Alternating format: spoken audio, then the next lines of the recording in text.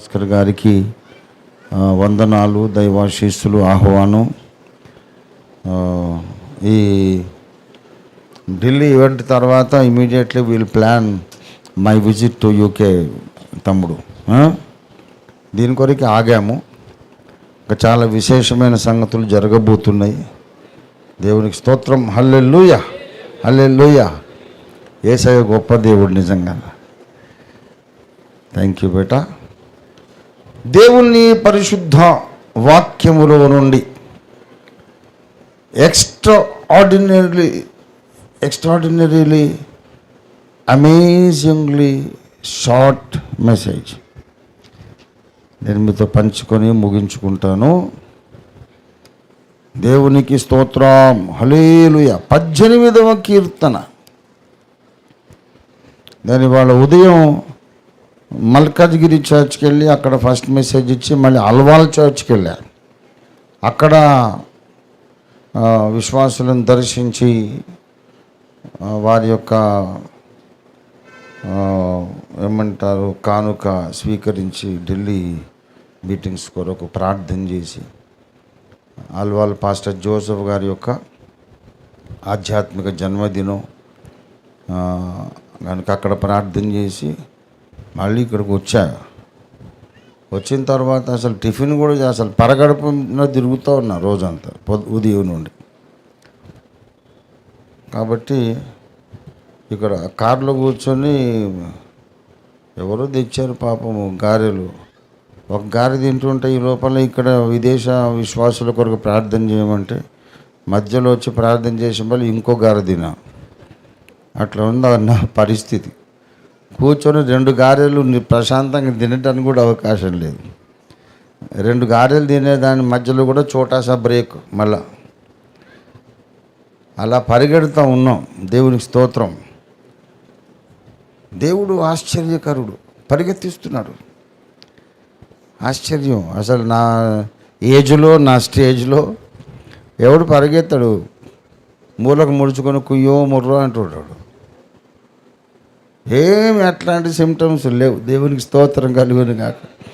ఇది దేవుని శక్తి, భక్తిలో ఉన్న శక్తి, యేసు రక్తములో ఉన్న శక్తి, యేసు గాయాలలో ఉన్న శక్తి, దేవుని వాక్యములో ఉన్న శక్తి, పరిశుద్ధాత్మ అభిషేకములో ఉన్న శక్తి. దేవునికి స్తోత్రం కలుగును కాక.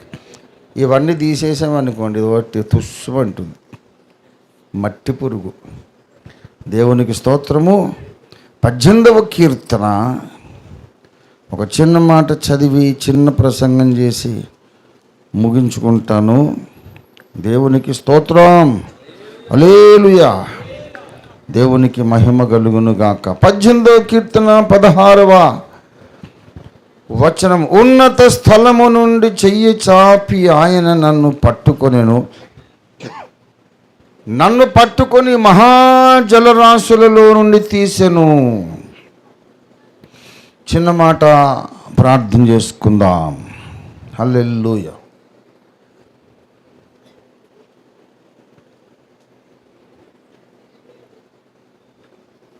మిక్కిలి ప్రేమ కలిగిన మా మహాపరిశుద్ధ ప్రభువా, మహిమగల మా పరమ తండ్రి, నీకే స్తుతి స్తోత్ర మహిమలు చెల్లిస్తున్నాం. ఒక వారమంతా మా అందరి మీద క్షేమంగా దాటిపోజేసి ఒక నూతన వారారంభమున ఆదివారమున నూతన పునరుద్ధాన దినమున మమ్మను ప్రవేశపెట్టి ఇంతసేపు ఆత్మతో సత్యంతో మిమ్మల్ని ఆరాధించుకునే మహద్భాగ్యం మాకు కలుగజేసి అద్భుత రీతిగా నాయన ఈ మజిలీకి తెచ్చావు. నీకు స్తోత్రం. మీరు జరిగిస్తున్న కార్యములు ఆశ్చర్యకరములు. 4 సేవకులు ఇవాళ అభిషేకించబడ్డారు. 3 కాపరులు, ఒక సువార్థికురాలు. ఎంత ఆశ్చర్యము తండ్రి. ఇవేవి డబ్బు కోసం చేసినవి, డబ్బులు చల్లి, డబ్బు ద్వారా, డబ్బు మహిమతో, డబ్బు ప్రభావంతో చేసినవి కాదు. విచిత్రముగా అసలు డబ్బు ప్రసక్తే లేకుండా సత్యవాక్య ప్రత్యక్షత ద్వారా సేవ వ్యాపిస్తున్న విధానము కొరకు నీకు వందనాలు తండ్రి.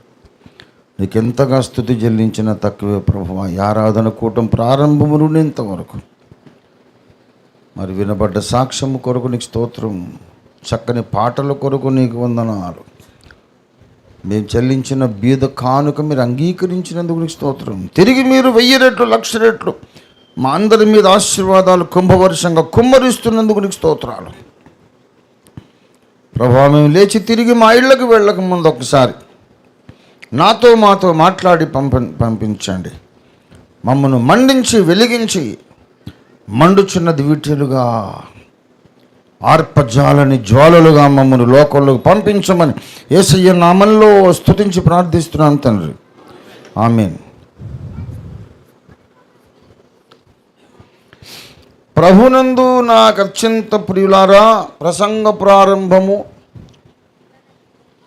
చాలా సంక్షిప్తంగా మాట్లాడతాను కాబట్టి ఏకాగ్రతతో వినాల్సిందిగా మనవి.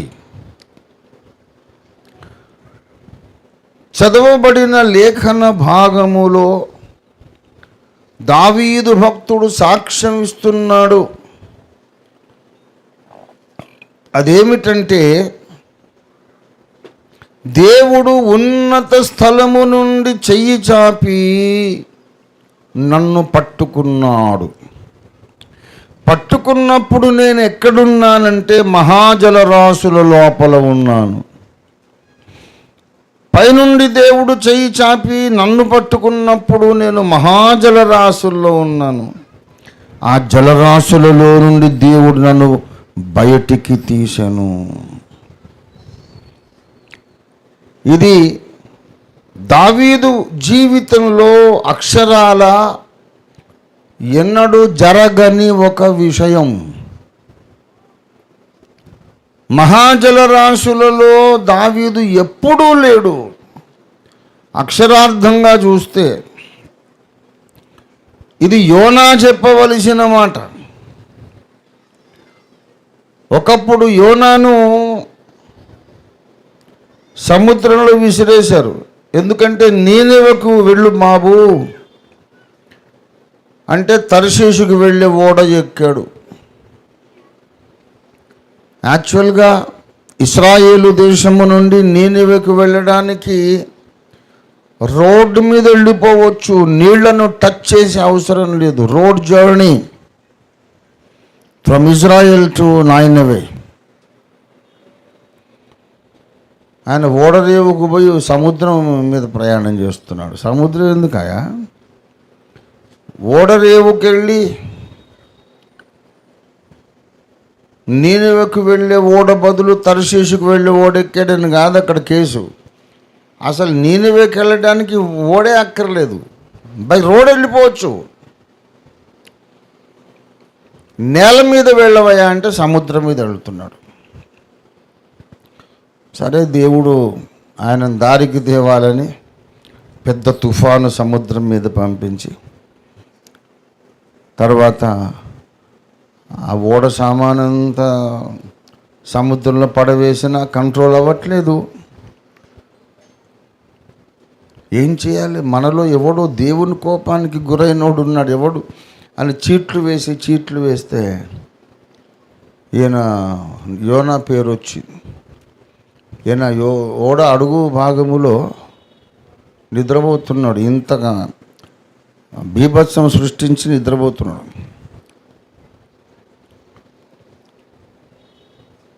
ఎంతైనా భక్తుడే.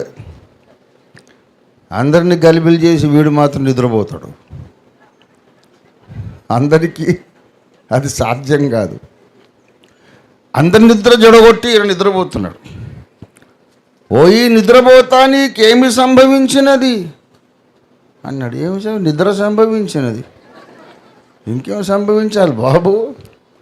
అలసిపోయాను. అరే బాబు, నీ మీద పేరు మీద చీటీ వచ్చింది, నువ్వేం చేసావు చెప్పు అంటే, ఏం లేదు, నేను యెహోవాకు విరోధంగా నేను పాపం చేశాను. ఆయన ఇంకో ఊరు వెళ్ళమంటే ఈ ఊరు వెళ్తున్నానంటే, ఎంత పని చేసావయ్యా? అప్పటికైనా మళ్ళీ యోనాను కాపాడదామని ట్రై చేశారు.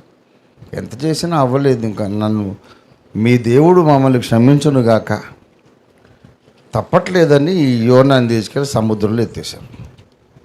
అప్పుడు వెంటనే తుఫాను సద్దు మణిగింది, అగాధంలోకి వెళ్ళిపోయాడు. సముద్ర అగాధములోనికి యోన వెళ్ళిపోయాడు. దేవుడు ముందుగా సిద్ధపరిచిన ఒక మహామత్స్యం అక్కడున్నది, యోనాని మింగేసింది. మనకు ఆ స్టోరీ అంతా తెలుసు, ఆ చరిత్ర తెలుసు. యోనా కలం పట్టుకొని రాయాలి, దేవుడు మహాజల రాశులలో నేనుండగా నన్ను బయటికి తీశాడు. యోనా చెబితే మనకు అది రీజనబుల్గా కనబడుతుంది. పోనీ యోనా చరిత్ర చదివి తర్వాత దావీదు రాసుకున్నాడేమో అనుకుందామంటే అది కూడా పాసిబుల్ అవ్వదు. ఎందుకంటే ముందే దావీదు ఉన్నాడు, తర్వాత యోనా ఉన్నాడు.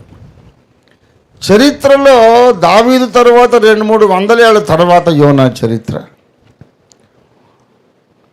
నీళ్ల లోపల ఉండడం ఏంటి, నీళ్లలో నుండి దేవుడు దావీదును పైకి తీయటం ఏంటి అంటే అవి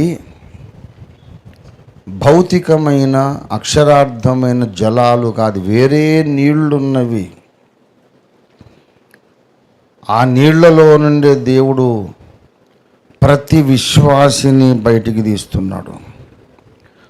ప్రతి విశ్వాసి ఆ నీళ్లలో నుంచి బయటకు వచ్చాడు. మీకు తెలుసా, అసలు నీళ్లలో నుంచి బయటకు వచ్చిన వాడిని హెబ్రీ భాషలో ఏమంటారు తెలుసా? మోషే అంటారు. నీళ్లలో నుండి తీయబడిన వాణ్ణి ఏమంటారు? మోషే అంటారు. నిర్గమకాండము దయచేసి గమనించండి, మనం చూద్దాం. ఇక్కడ మోషే గారు మనకు కనబడతాడు. దేవునికి స్తోత్రము. 2వ అధ్యాయం, నిర్గమకాండము 2వ అధ్యాయము 10వ వచనం. ఆ బిడ్డ పెద్దవాడైన తరువాత యోకేబెతు, మోషేను కన్న తల్లి, దాదిగా పెంచిన తల్లి, ఆ కుమారుణ్ణి ఫరో కుమార్తె యొద్దకు తీసుకొని వచ్చెను. ఆ మోషే ఫరో కుమార్తెకు కుమారుడాయను.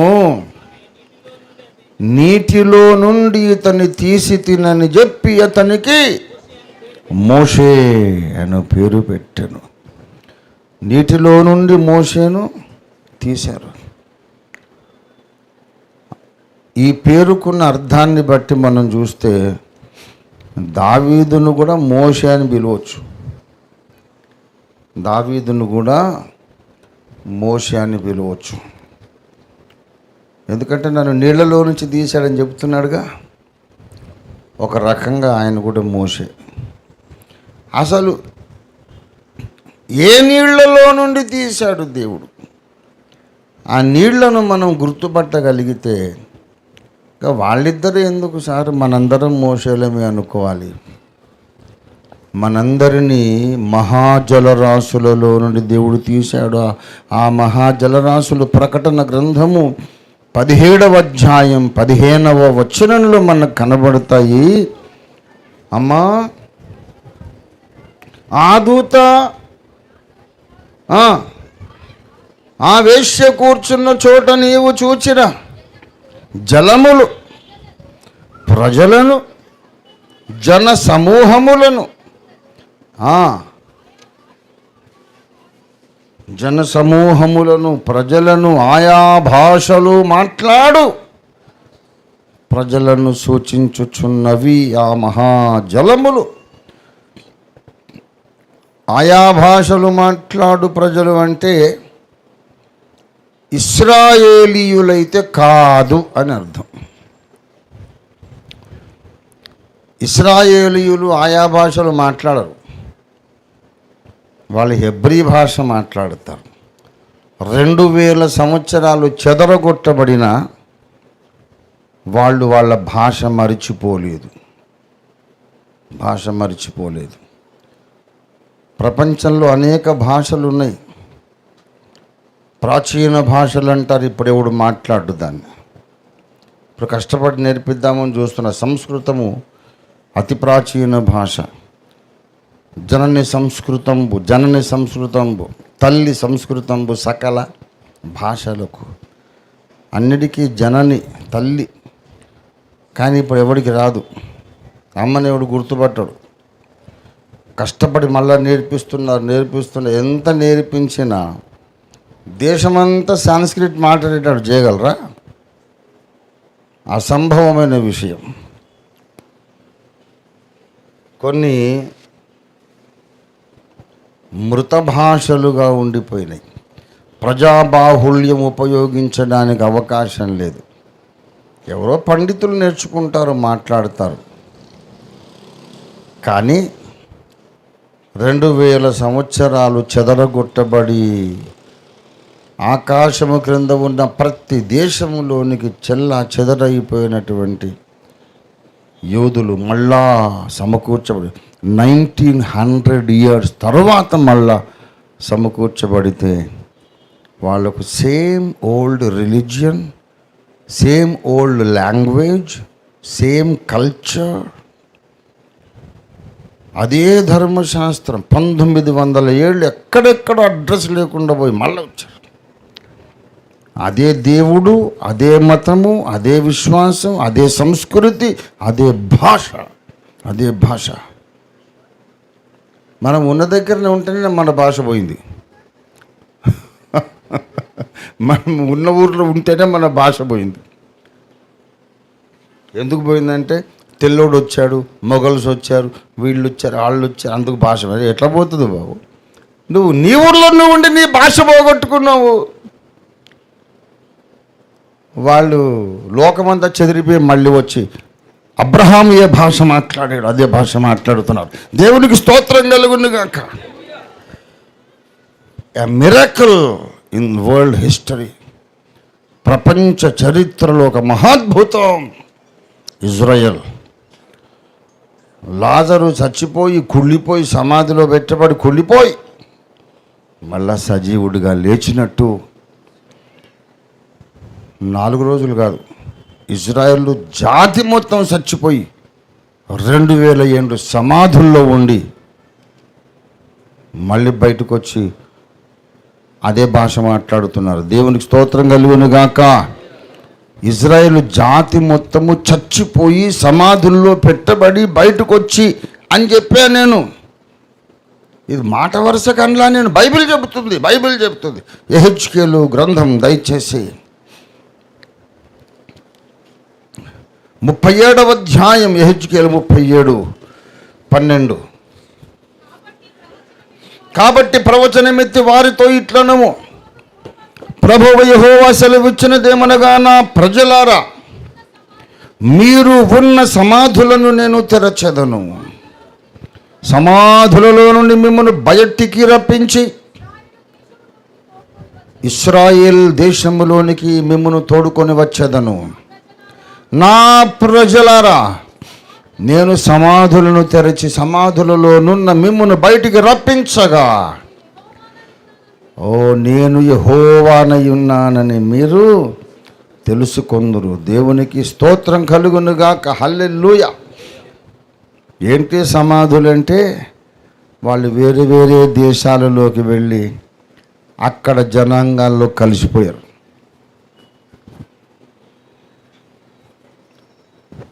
ఇవాళ జర్మన్ జ్యూస్, రష్యన్ జ్యూస్, ఏమండి, ఇండియన్ జ్యూస్ ఉన్నారు. రష్యన్ యూదులు, జర్మన్ యూదులు, ఫ్రెంచ్ యూదులు, స్పానిష్ యూదులు, బ్రిటిష్ యూదులు, అన్ని దేశాల్లో యూదులు. కానీ యూదులే. ఎక్కడికి పోయినా సరే ఆ భాష మాత్రం వాళ్ళు పోగొట్టుకోలేదు. ఆయా భాషలు మాట్లాడు ప్రజలు ఎవరంటే యూదులు కానీ ఇతర జనాంగాలు. వేరే జనాంగాలు ఏ భాష పడితే అది మాట్లాడతారు. వాళ్ళు మాత్రం అవసరానికి ఏ ఊర్లో ఉంటే ఆ భాష నేర్చుకుంటారు. కానీ మళ్ళీ వాళ్ళు కలుసుకుంటే మాత్రం ఆ ఒక్కటే భాష మాట్లాడతారు. ఇన్ని వేల ఏండ్లుగా సజీవ భాషగా మిగిలిన ఏకైక భాష హెబ్రీ భాష. ఆ భాషలోనే మొట్టమొదటిసారి సర్వశక్తిగల దేవుడు తన చూపుడు వేలితో బండరాళ్ల మీద 10 ఆజ్ఞలు రాశాడు. దేవునికి స్తోత్రం కలుగును గాక. In that language, Hebrew language.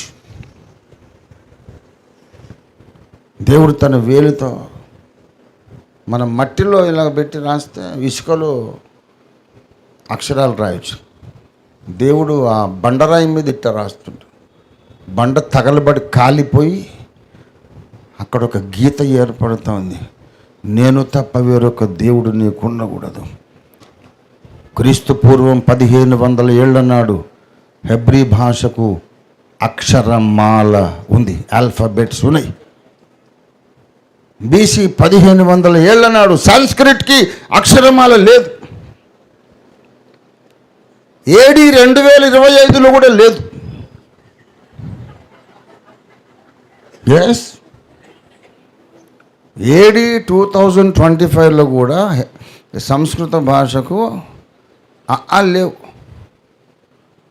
లేవు, అడుక్కొచ్చుకున్నారు. దేవనాగరి లిపిని తెచ్చుకొని సంస్కృత భాషని అడాప్ట్ చేసుకొని, ఇది వీళ్ళు క్రీస్తు శకములో దేవనాగరిని అడుక్కొచ్చి కోట్ల ఏళ్లకు ముందు మేము సంస్కృతంలో వేదాలు రాసామని చెప్తున్నారు.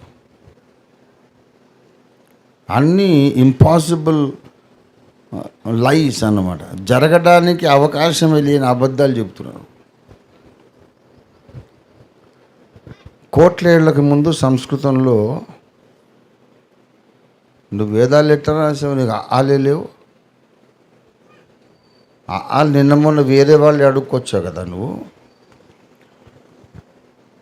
ఎవరు ఎన్ని కథలు చెప్పినా దురభిమానంతో, అహంకారంతో ఎంతమంది ఎన్ని కథలు కల్పించుకున్నా చారిత్రక వాస్తవం ఏంటంటే, ఏ భాషకు లిపి లేని దినాలలో హెబ్రీ భాషకు లిపి ఉంది, ఉన్నాయి.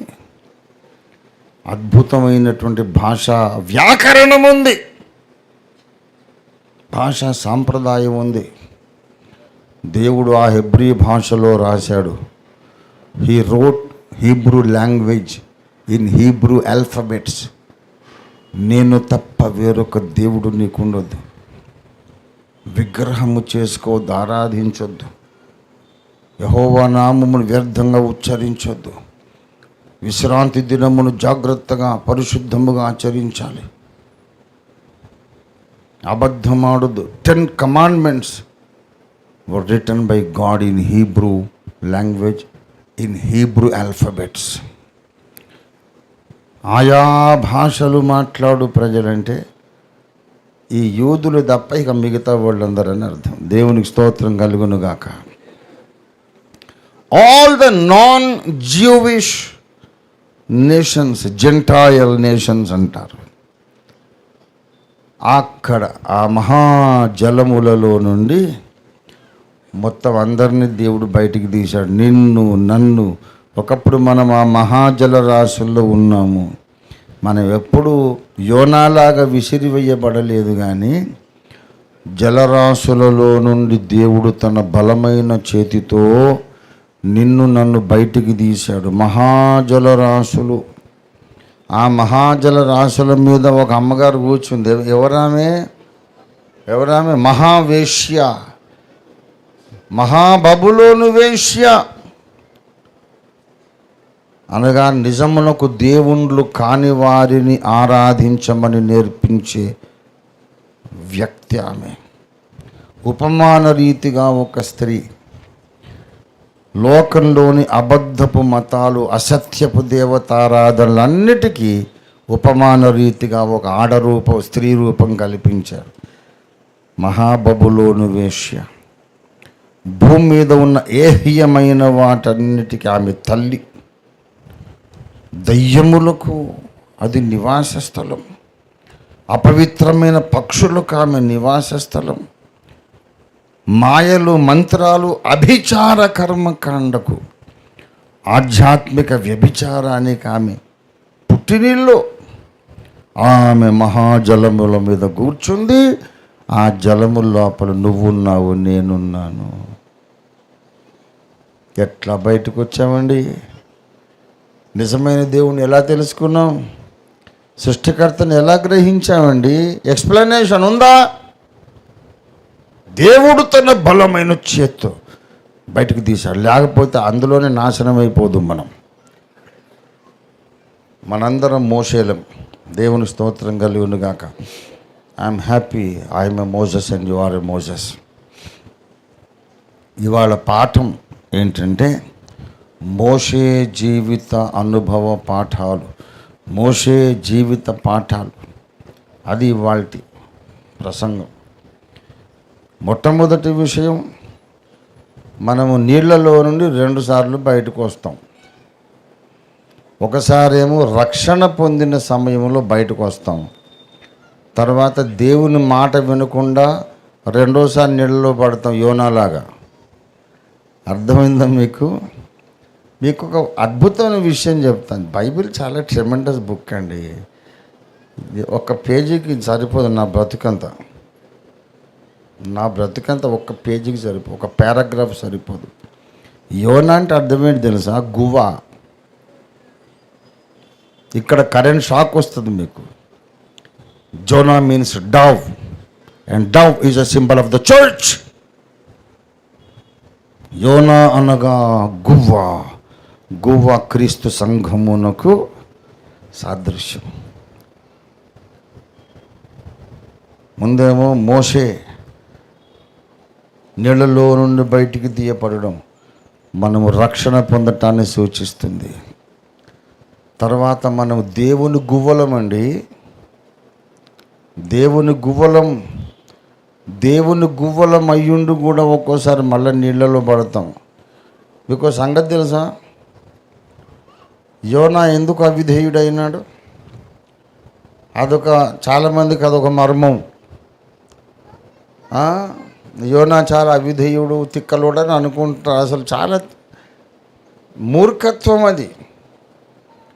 దావీదు అట్లెందుకు తప్పు చేశాడు, సంసోన్ ఇట్టెందుకు చేశాడు, యోనా నువ్వు పెద్ద భక్తుడు దిగినావు పైనుంచి వాళ్ళ గురించి చెప్పడానికి.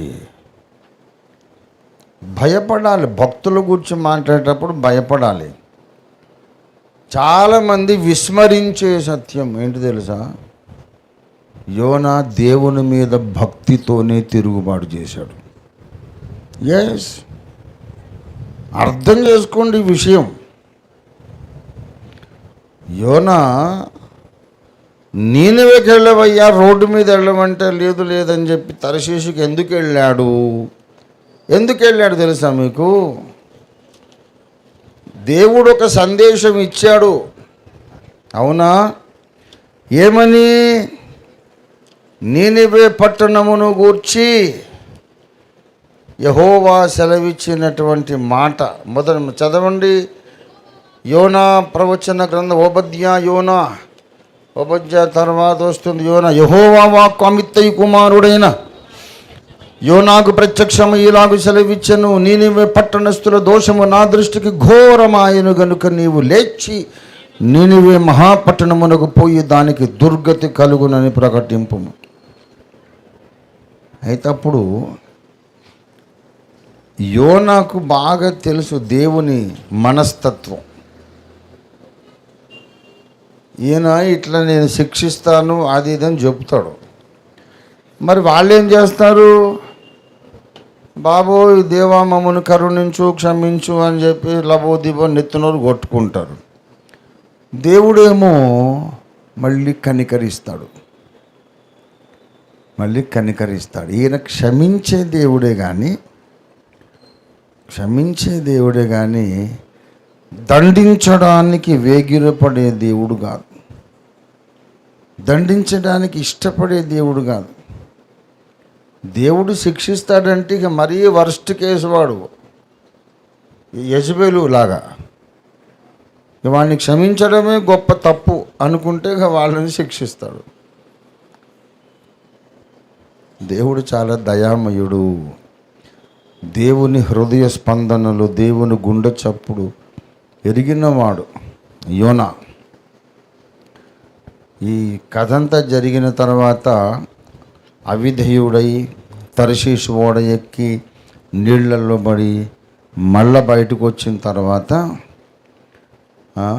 మళ్ళా నీనెవెకు పోయాడు, ప్రకటించాడు. ప్రకటించిన తర్వాత నీనెవె పురపు రాజు మొదలుకొని నీనెవెలో ఉన్న అతి చిన్న కూలివాడు పసిపిల్లోడు వరకు ఉపవాస దినము చాటించారు. ఉపవాస దినము చాటించి 3:7 యోనా 3:7 మరియు రాజైన తానును ఆయన మంత్రులను ఆజ్ఞ ఇవ్వగా,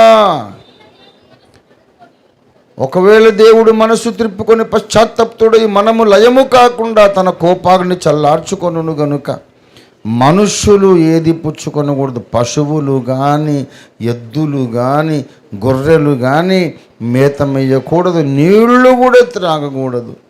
మనుషులందరూ తమ దుర్మార్గములను విడిచి తాము చేయి బలాత్కారమును మానివేయవలెను.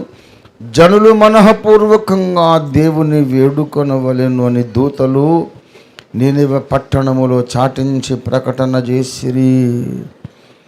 ఈ నీనెవె వారు తమ చెడు నడతలను మానుకొనగా తాము చేయుచున్న క్రియలను దేవుడు చూచి పశ్చాత్తప్తుడై, అయ్యో నా బిడ్డలను దహించేస్తానని, శిక్షిస్తానని నేను చెప్పానే, పాపం వాళ్ళు ఎంత బాధపడుతున్నారు, పశ్చాత్తాపడుతున్నారు, మారు మనసు పొందారు అని, సర్లే మిమ్మల్ని ఏమన్నలే శిక్షించలేమని పాలసీ మార్చుకున్నాడు.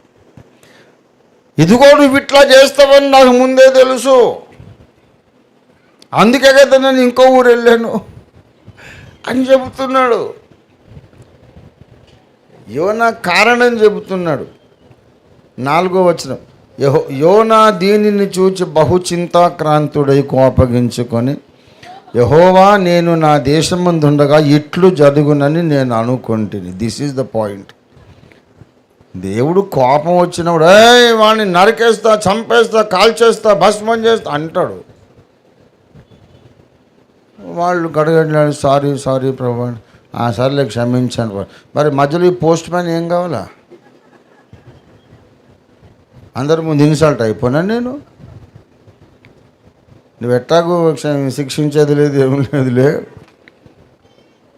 అని ఇంకొకది. అంటే ఆయనకు లాజిక్ ఉంది.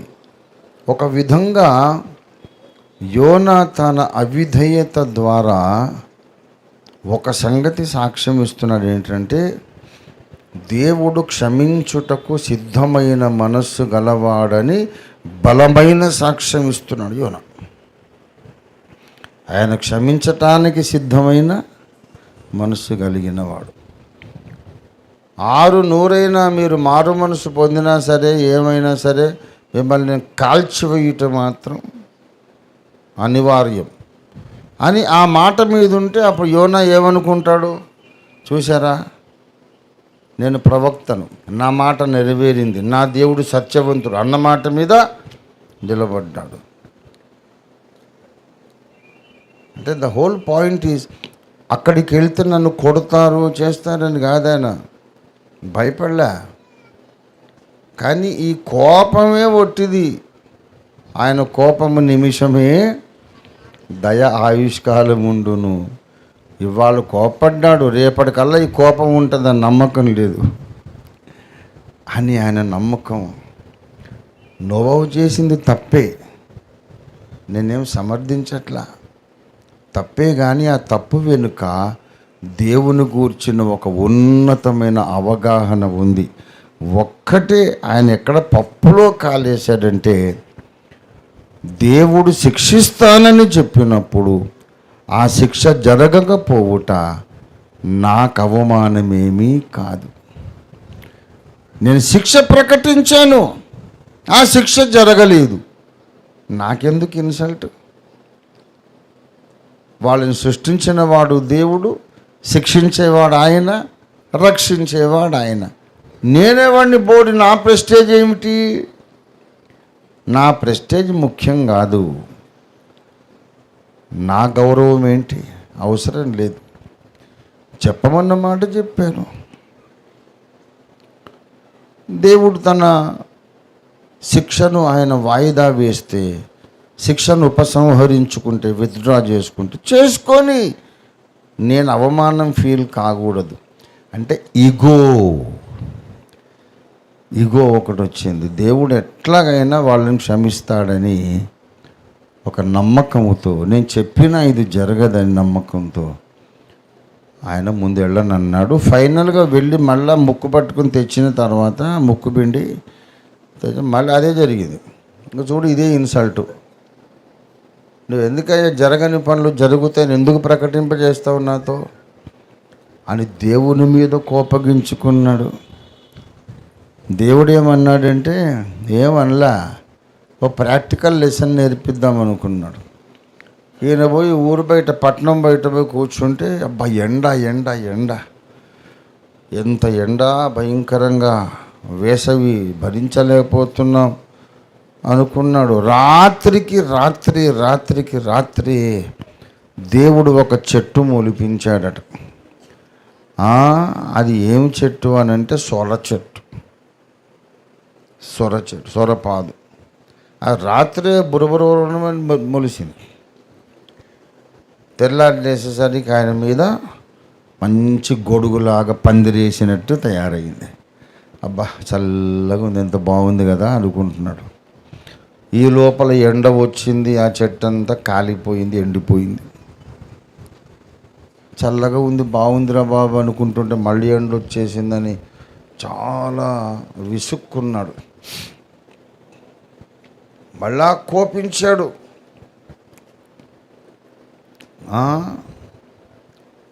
ఎందుకు ఈ సొర చెట్టు ఇలాగ ఎండిపోవాలని కోప్పడ్డాడు. అప్పుడు దేవుడు అన్నాడు, 9వ వచనము, 4వ అధ్యాయం 9వ వచనం, ఈ సొర చెట్టును గూర్చి నీవు కోపించుట న్యాయమా అని యోనాను అడుగగా, ప్రాణము పోవునంతగా కోపించుట న్యాయమే అన్నాడు. దేవుడు అన్నాడు, రే బాబు, నువ్వు గింజ నాటలేదు, నువ్వు కష్టపడలేదు, నీరు పోయలేదు, తేరగా గాలికి పెరిగింది. అది ఎండిపోతే నీకు ఇంత కోపం వస్తుంది. అది నీదా ఏమన్నా? చెట్టు నీది కాదు, నువ్వు దాన్ని పెంచలేదు, గింజ నాటలేదు, నీరు పోయలేదు, దాని కొరకు ఏమీ ప్రయాసపడలేదు, అది ఎండిపోతే కోప్పడుతున్నావు నువ్వు. మరి 120,000 మంది కంటే ఎక్కువై 11వ వచనం, కుడి ఎడమలు ఎరగని జనము విషయంలో, నీనివే మహాపురం విషయంలో నేను విచారపడొద్దా? ఎందుకంటే అది నేను నాటిన చెట్టు, ఆ ప్రజలు నేను సృష్టించిన వాళ్ళు. మనుషులందరూ నా సృష్టి కాదా? సొర చెట్టు మీద నీకేం హక్కు లేదు, నీకేం బాధ్యత లేదు. మరి వాళ్ళు నా సృష్టి కాదా? వాళ్ళు 120,000 అంటే పెద్ద ఏం కాదు. ఎంత? 100,000 అంటే 1,00,000 అంతేనా? 1000 వందలు 1,00,000, 1,20,000, 1,20,000 మంది.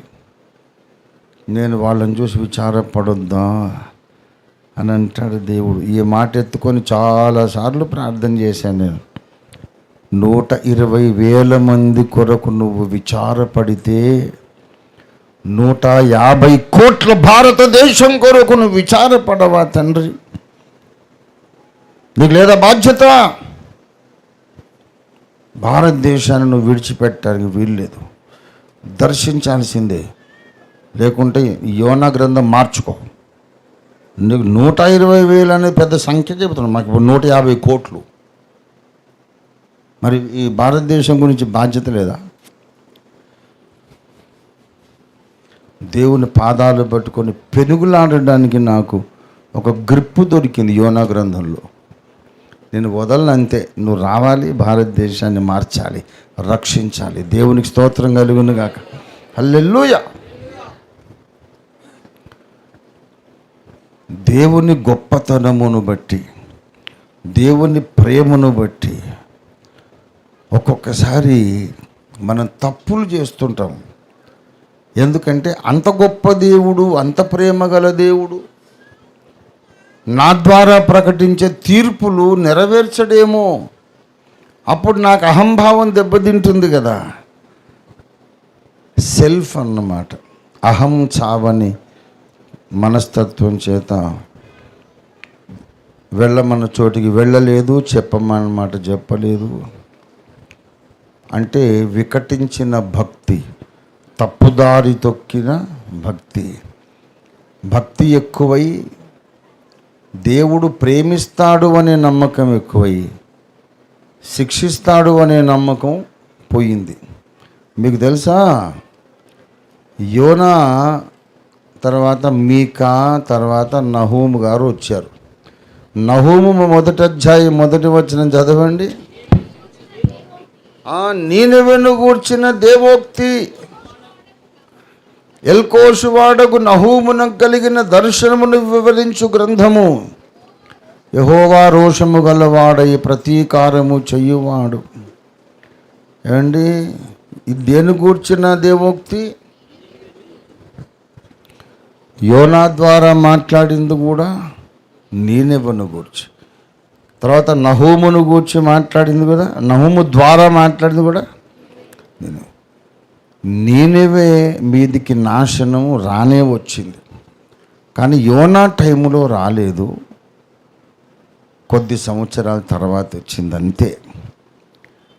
దేవునికి తెలుసు, మారు మనసు పొందినా సరే దేవుడు క్షమించలేదు అనే బ్లేమ్ దేవుని మీదకి రావద్దు. ఎప్పుడు శిక్షించటం న్యాయమో అప్పుడు శిక్షిస్తాడు. అది నీకెందుకు యోనా, చెప్పిన పని చేయాలి. కానీ కాలములు సమయములు దేవుడు తన స్వాధీనం ఉంచుకొని ఉన్నాడు. నువ్వు చెప్పిన పని చెయ్యి. దేవుడు తన మాట వెనక్కి తీసుకుంటే తీసుకొని ఆ మాట మళ్ళీ సరైన టైంలో నెరవేరుతుంది. నువ్వు అనవసరంగా స్టీరింగ్ నీ చేతిలోకి తీసుకొని డెసిషన్ పవర్ నువ్వు తీసుకొని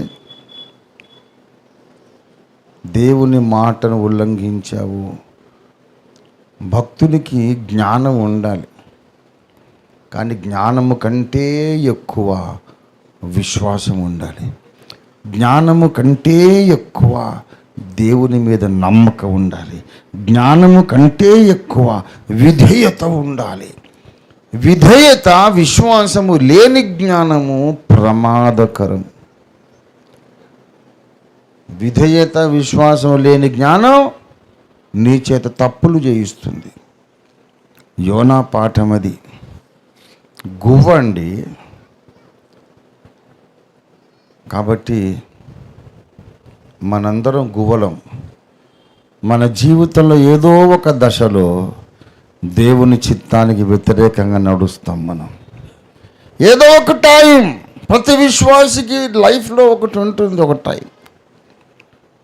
దేవుడు నేల మీద పోమంటే వీడు నీళ్ళ మీద పోతాడు. దేవుడు నీనెవెకి వెళ్ళమంటే వీడు తర్షీషుకి వెళ్తాడు. ఎందుకంటే సమర్థించుకోవడానికి లాజిక్ ఒకటి, సమర్థించుకునే లాజిక్ ఉంటుంది. దేవుణ్ణే ప్రశ్నిస్తాడు, చెప్పిన పని చేయుడు. ప్రతి విశ్వాసి తన జీవితంలో ఒక్కసారి యోనాలాగా ప్రవర్తిస్తాడు. అప్పుడు వాడు మళ్ళా నీళ్లలో పడేయబడతాడు. అవి వేశ్య కూర్చున్న మహాజలములు కాదు, ఇంకో రకమైన మహాజలములు. అవి అవిధేయతకు దేవుడు విధించే శిక్ష అనే మహాజలాలు. అవిధేయతకు దేవుడు విధించే శిక్ష అనే మహాజలాలలో నువ్వు ఉంటే దేవుడు నిన్ను రెండోసారి నీళ్ళలోంచి బయటికి తెస్తాడు. దేవునికి స్తోత్రం కలిగింది కాక. మళ్ళీ రెండోసారి బయటికి తెస్తాడు, వదిలిపెట్టడు. రే, నా మాట వినకుండా పోయావు, చావరా, నీ చావు నువ్వు చావని అనలా.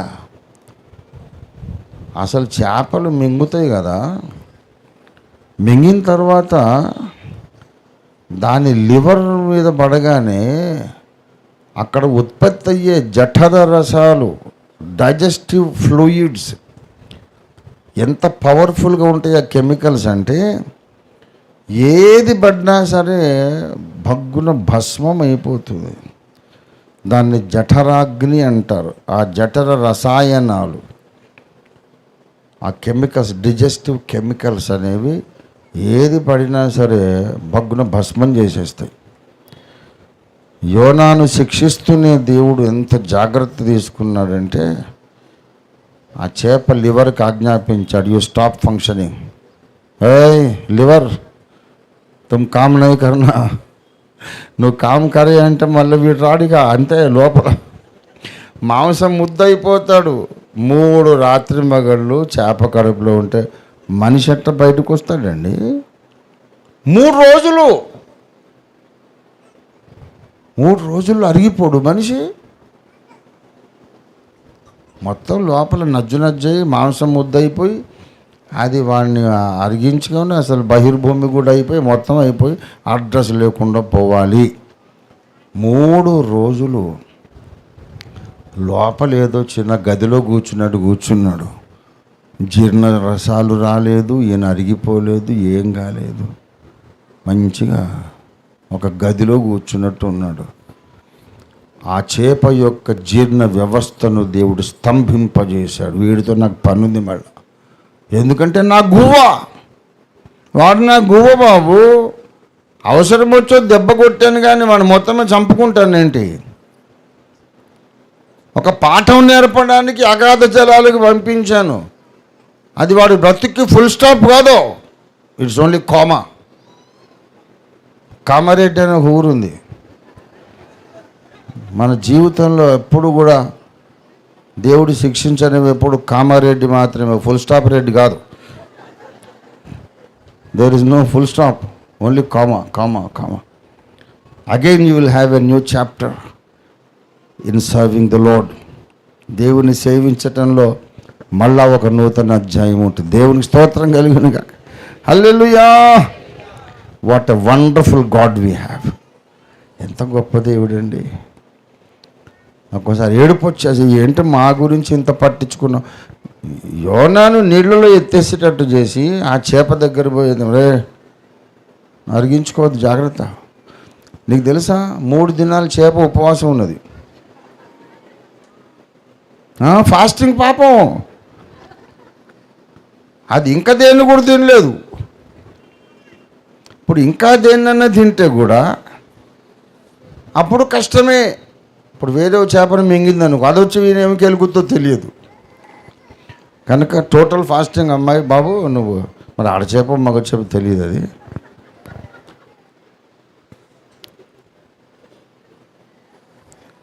దేవుని బిడ్డలారా, చేప ఉపవాసం ఉన్నది. తర్వాత మళ్ళీ కక్కిన తర్వాత అమ్మయ్య 3 రోజులు అయినాక ఇప్పుడు తృప్తిగా భోంచేస్తానని అది పోయి ఇష్టం వచ్చిన తిండి తినేసింది. పిల్లారా, మన జీవితంలో దేవుని శిక్ష హిందీలో శిక్ష అంటే ట్రైనింగ్ని శిక్ష అంటారు. కానీ మనం తెలుగులో శిక్ష అని చెప్పుకుంటే పనిష్మెంట్.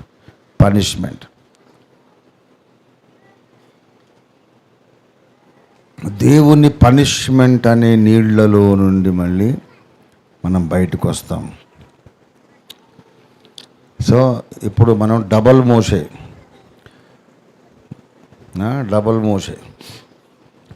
మన రక్షణ ద్వారా మనము ఒక మోషే అయినాము. దేవుని శిక్షల ద్వారా రెండోసారి మోషే అయినాము. మోషే జీవిత పాఠాలు. ఇంతటితో ఈ ప్రసంగాన్ని ముగించి మీకు వదిలేస్తాను. ప్రసంగం చేయను, వరుసగా పాయింట్ బై పాయింట్ కరువు పెడతాను. దేవుని ద్వారా జలములలో నుండి పైకి తీయబడినటువంటి మోషే జీవితంలో మొట్టమొదటి పాఠం ఏమిటంటే, దేవుని చిత్తము నీ శక్తితో నీ జ్ఞానముతో నీవు జరిగించలేవు. This is the first lesson of Moses life. దేవుని చిత్తాన్ని నీ జ్ఞానంతో నువ్వు చేయలేవు, నీ బలంతో నీవు చేయలేవు. దేవుని చిత్తము దేవుని సమయములో దేవుని పద్ధతిలో జరుగుతుంది. కానీ నువ్వు దేవుని కంటే ముందు పరిగెత్తి ఇలా చేయాలి అలా చేయాలని నువ్వు స్టీరింగ్ ఎప్పుడు నీ చేతుల్లోకి తీసుకోవద్దు. Let God be the driver, let him drive your vehicle. Steering నువ్వు తీసుకోవద్దు. యోనా చేసినటువంటి మొట్టమొదటి పొరపాటు, దేవుడు నన్ను వాడుకుంటాడు, ఇశ్రాయేలు విమోచన కొరకు వాడుకుంటాడని తెలుసుకున్నాడు. కానీ ఆ విమోచన ఎలా తీసుకురావాలో ఆయన ఏమనుకున్నాడంటే, ఒక సైనికపరమైన తిరుగుబాటు ద్వారా చాలామంది తిరుగుబాటుదారులను ఏర్పాటు చేసుకొని ఫరో మీద తిరుగుబాటు చేసి దేశంలో అంతర్యుద్ధాన్ని తీసుకొచ్చి ఇశ్రాయేలును బయటకు తీసుకుపోవాలి అని మోషే కలలు కన్నాడు. అపోస్తలుల కార్యాలు 7వ అధ్యాయము దయచేసి 23. అతనికి 40 ఏండ్లు నిండవచ్చినప్పుడు ఇశ్రాయేలీయులైన తన సహోదరులను చూడడానికి ఆయనకు బుద్ధి పుట్టాను. అంటే దానికి అర్థం ఏంటి? తాను ఎవరో ఏ జాతి వాడో మోషేకు బాగా తెలుసు.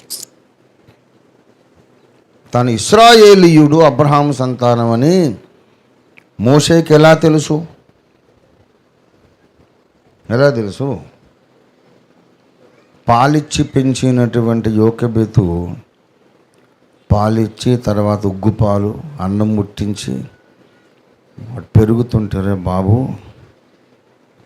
పేరుకు మాత్రము నీవు ఫరో రాజకుమార్తె యొక్క కుమారుడు, పేరుకు నేను నీ దాదిని, కానీ నిజానికి నువ్వు నా సొంత కొడుకురా. మనం ఇక్కడ ఈ జనాంగాలతో మనకు సంబంధం లేదు, మనము వేరే జనాంగం, అబ్రహాము సంతానం, ప్రపంచాన్ని ఆశీర్వదించడానికి దేవుడు పుట్టించిన అద్భుత జనాంగం. మనం గుర్తుపెట్టుకో, ఐగుప్తులో ఉన్నాం కానీ ఐగుప్తుకు చెందిన వాళ్ళం కాదు, మనం వేరు. ఐగుప్తు రాజభవనంలో నువ్వు పెరుగుతావు కానీ ఆ రాజ కుటుంబానికి నీకు సంబంధం లేదు, నీకు అబ్రహాము కుటుంబానికి సంబంధం. మనం వేరు, మనం ప్రత్యేకమైన జనాంగం.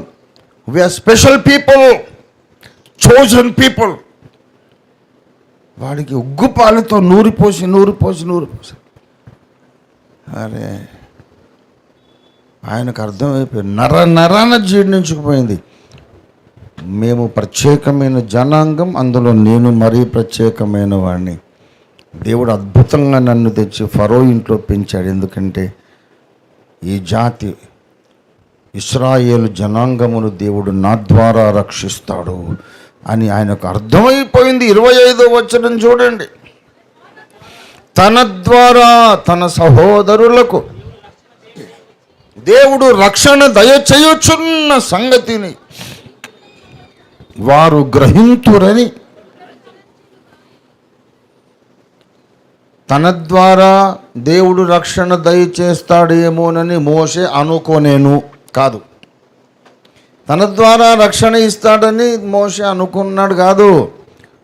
ఇది ఫ్యాక్ట్, ఇది నా ద్వారానే వీళ్ళకి విమోచన వస్తుంది, ఇది వాళ్ళు అర్థం చేసుకుంటారని ఆశపడ్డాడు. అంతే, వాళ్ళు అర్థం చేసుకోవడమే ప్రాబ్లం. మోషేను దేవుడు అందుకే పుట్టించాడు, అందుకే కాపాడి సంరక్షించి పెంచాడు, బ్రతికించాడు. హెబ్రీల్లో పుట్టిన ప్రతి మగ శిశువును నరికేసాడు అన్నాడు ఫరో. మోషేను బ్రతికించాడు దేవుడు, నో డౌట్ అబౌట్ ఇట్. నేనే ఇశ్రాయేలుకు నాయకుడిని, నా నాయకత్వంలోనే దేవుడు వీళ్ళకి రక్షణ ఇస్తాడు. 100% ఇది కన్ఫర్మ్డ్. నాకు తెలుసు, దేవునికి తెలుసు. కానీ వాళ్ళు కూడా, నా ప్రజలు కూడా గ్రహిస్తారు అని ఎదురు చూశాడు. కానీ వారు గ్రహింపరైరి. అవును, వాళ్ళు ఎట్లా గ్రహిస్తారు మోషే? ఎలా గ్రహిస్తారు? దేవుడు చాలా కనపడి మాట్లాడతాడా? ఎలా గ్రహిస్తారంటే, కొంచెం మన భుజబలం చూపిస్తే అర్థమైపోద్ది.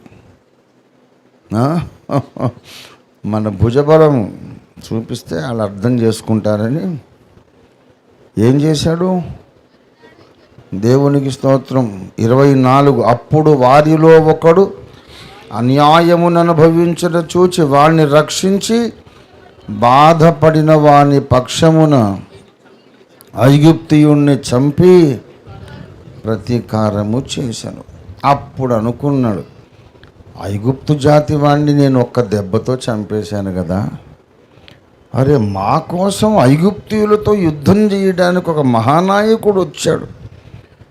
నాయక జయజేలు జయజేలు జయహో జయహో నాయకుడవయ్యా, నీలాంటోడు కొరకు ఎదురు చూస్తున్నా, కమా నీ వెనక మేమందరం ఉంటాం అని అందరూ వచ్చేసి జయ కొడతారని అనుకుంటే ఒక్కడు రాలే. ఒకరికి చంపి పారేసాడు, పాతి పెట్టేశాడు. ఇంకో రోజు ఇద్దరు ఇశ్రాయేలీయులే దెబ్బలాడుకుంటుంటే, ఎందుకయ్యా అన్నదమ్ములం కదా ఎందుకు కొట్టుకుంటావు, నువ్వేంటయ్యా మా మీద తీర్పరివా, నిన్న వాడిని చంపినట్టు మమ్మల్ని కూడా చంపుతాం అనుకుంటున్నావా అనేసారు. అంతేగాని కృతజ్ఞత లేదు. ఇశ్రాయేలీయుడికి నిన్న న్యాయం చేశావు, ఐగుప్తీయుడిని చంపేశావు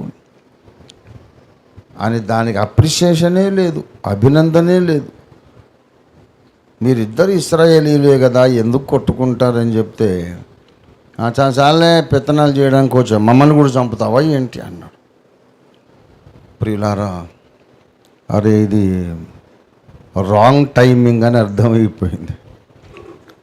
మర్డర్ అయితే చేశాను, కానీ నా పనితనం వీళ్ళకి అర్థం కావట్లేదు.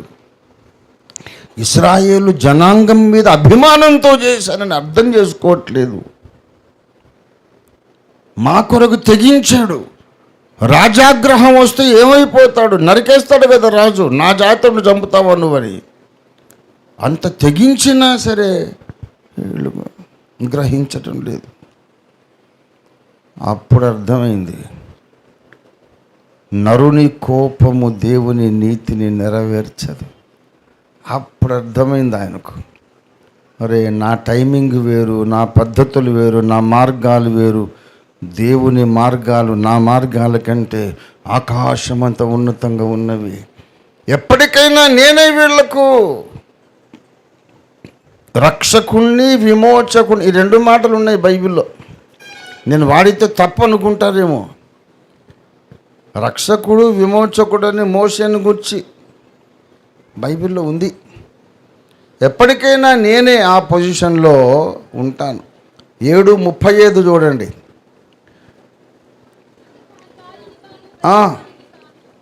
అధికారినిగాను తీర్పరిగాను నిన్ను నియమించిన వాడెవడని నిరాకరించిన ఈ మోషేను పొదలో కనిపించిన దేవదూత ద్వారా దేవుడు అధికారిగాను, 35వ వచనంలో ఆయన ఎవరు, విమోచకుడని మోషే పిలువబడుతున్నాడు.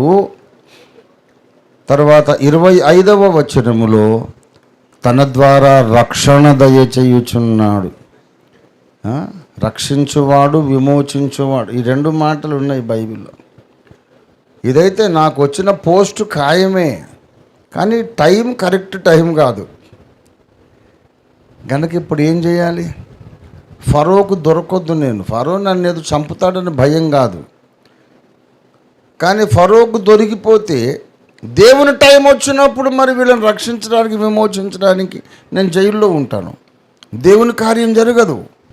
దేవుని కార్యం జరగాలంటే ఆ దుర్మార్గుడైన ఫరోకు నేను దొరకొద్దు. దేవుని టైం వచ్చినప్పుడు నేను అవైలబుల్గా ఉండాలి నేను.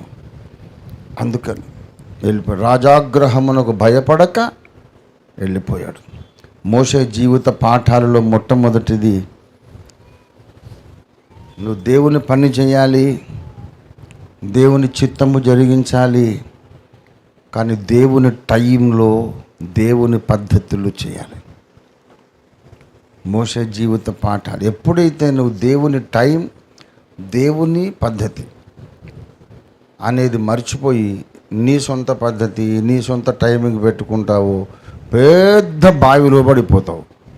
పెద్ద బావి, బయటికి రావడానికి బ్రతుక్కాలం పడుతుంది. బ్రతుక్కాలం పడుతుంది అన్నా నేను. ఎందుకు తెలుసా? మనిషికి అధిక బలం ఉంటే 87, ఈయన బయటికి రావడానికి మళ్ళీ 80 ఏళ్ళ వయసు వచ్చింది. మళ్ళా దేవుడు వచ్చారు, బాబు రా నిన్ను వాడుకుంటాననేటప్పటికి 80 ఏళ్ళు అంటే బ్రతుక్కాలం అయిపోయింది. దేవుని బిడ్డలారా, it's a very costly mistake. దేవుని మెథడ్, దేవుని కార్యాచరణ పద్ధతి, దేవుని టైం అనేది చాలా ముఖ్యము. నీకు ఆవేశం కుదరదు. ఆవేశం చల్లార్చుకోవాలి. ఇట్లా కాదన్నా, అది చేద్దాం ఇది చేద్దాం, ఎవరెవరో బాబు బావిలో పడతావు, అట్లా చెయ్యకు, కొంచెం ఆగు.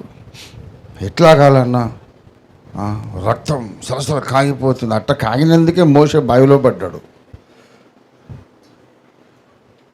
మోషే నీకంటే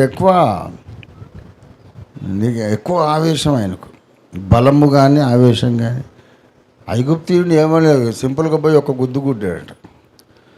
గుద్దితేనట వాడు చచ్చిపోయాడు. అదే దెబ్బతో మట్టిలోకి వెళ్ళిపోయాడు. ఒకటే దెబ్బ, సమాధి కూడా అయిపోయాడు. స్పెషల్గా గుణపం పట్టితో అవసరం లేకుండా ఒక్క గుద్దుకే వాడు చచ్చిపోయి భూమి లోపలికి వెళ్ళిపోయాడు. అంత బలం ఆయనకు. ప్రియులారా,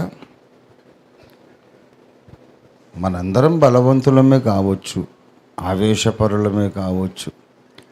దేవుని చిత్తం మన ద్వారా జరగాలి, ఏమి సంకల్పం మన పట్ల ఆయనకుందో మనకు తెలుసు. కానీ దేవుని టైం కొరకు మనం ఎదురు చూడాలి. అప్పుడు నాకు ఏం చేయాలి చెప్పండి? ఏం చేయాలి మరి? ఏం చేయాలంటే ప్రార్థన చేయాలి. దేవుడు నేర్పించే పాఠాలు నేర్చుకోవాలి. సరే, వెళ్ళిపోయి ఆ పరదేశంలో 40 ఏళ్ళ టైంలో పారిపోతే అక్కడ ఒక అమ్మాయి దొరికింది. అక్కడ రఘుయేలు, ఇత్రో అనే మోషే మామగారు, మిద్యాను యాజకుడైన రఘుయేల్ అండ్ ఇత్రో, ఆ 2 పేర్లు ఒక్కనివే. ఆయన కూతురైన సిప్పోరాను పెళ్లి చేసుకున్నాడు. పెళ్లి చేసుకొని ఎదురు చూస్తున్నాడు. 1 సంవత్సరం దేవుడు నాకు దర్శనమిచ్చి ఐగుప్తుకు పద మోషే అంటాడేమో అని ఎదురు చూస్తూ ఉన్నాడు. 1 సంవత్సరం అయింది, దేవుడు రాలా. 2వ సంవత్సరం అయింది, రాలేదు. 42 ఏళ్ళు అయినాయి, 5 సంవత్సరాలు అయినాయి, దేవుడు రాలేదు. 50 ఏళ్ళు వచ్చిన దేవుడు రాలేదు. భయం స్టార్ట్ అయిపోయింది. దేవుడు రాడేంటి? గుండె గడగడలాడుతుంది. నా దర్శనం పోయిందా? అభిషేకం పోయిందా? ఇంకా దేవుడు వాడుకోడా? ఏం పనికిరానా? అలా జరగదు, ఇంకా టైం ఉంది, 50 ఏళ్ళే కదా అనుకుంటున్నాడు. ఇంకో 10 ఏళ్ళు 60 ఏళ్ళు అయింది, ఇంకో 10 ఏళ్ళు 70 ఏళ్ళు అయింది. నరుని ఆయువు, మా ఆయుష్కాలము 70 సంవత్సరములను అగును. 70 ఏళ్ళు అయింది. ఇంకా ఆల్మోస్ట్ కన్ఫర్మ్ అయిపోయాడు. లైఫ్ టైమే అయిపోయింది. ఇంకెప్పుడు వాడుకుంటాడు దేవుడు? 75 ఏళ్ళు అయిపోయింది. దేవుడు నన్ను వదిలేశాడు, దేవునికి నేను పనికి రాను, నా ఆయుష్కాలమే అయిపోయింది, ఇట్లాగే చచ్చిపోతాను. కొండంత ఆశ పెట్టుకొని పెరిగా నేను. అమ్మ పాలిచ్చి పెంచినప్పుడు, గోరుముద్దలు పెట్టినప్పుడు చెప్పింది, కొడుకా నీ జీవితాశయం ఇది నీ జీవితంలో దేవుని ఉద్దేశం. అవే కలలు గంటూ అవే ఆశలతో పెరిగాను. ఇప్పుడు 79 ఏళ్ళు వచ్చింది. అధిక బలం ఉంటే 80 ఏళ్ళు. దేవుడు రాలే. ఆ వేదనకు, ఆ బాధకు మీకు తెలుసా, మోషే నర్వస్ బ్రేక్ డౌన్ అయింది. నరాల బలహీనత వచ్చింది ఆయనకు. బలహీనత వచ్చి మాట తడబడుతుంది. నీ పేరేంటంటే అని అంటున్నాడు ఆయన. ఏమైంది? నిన్న మొన్న బాగానే ఉన్నావు కదా, మాట రావట్లేదు. ఒకప్పుడు నత్తివాడు కాదు, పుట్టుకతో నత్తివాడు కాదు. అపొస్తలుల కార్యాలు 7వ అధ్యాయము 22వ వచనం. మోషే ఐగుప్తీయుల సకల విద్యలలో అభ్యసించి మాటల యందును కార్యముల యందు ప్రవీణుడై ఉండెను.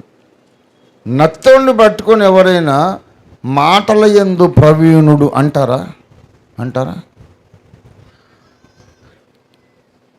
బాల్యములో, యవనారంభంలో, ఈవెన్ 40 ఏళ్ల వయసులో ఐగుప్తీయుడిని చంపినప్పుడు కూడా నత్తోడు కాదు 40 ఏళ్ళప్పుడేమో మాటల యందు ప్రవీణుడు, చక్కని వాగ్దాటి కలిగిన వాడు.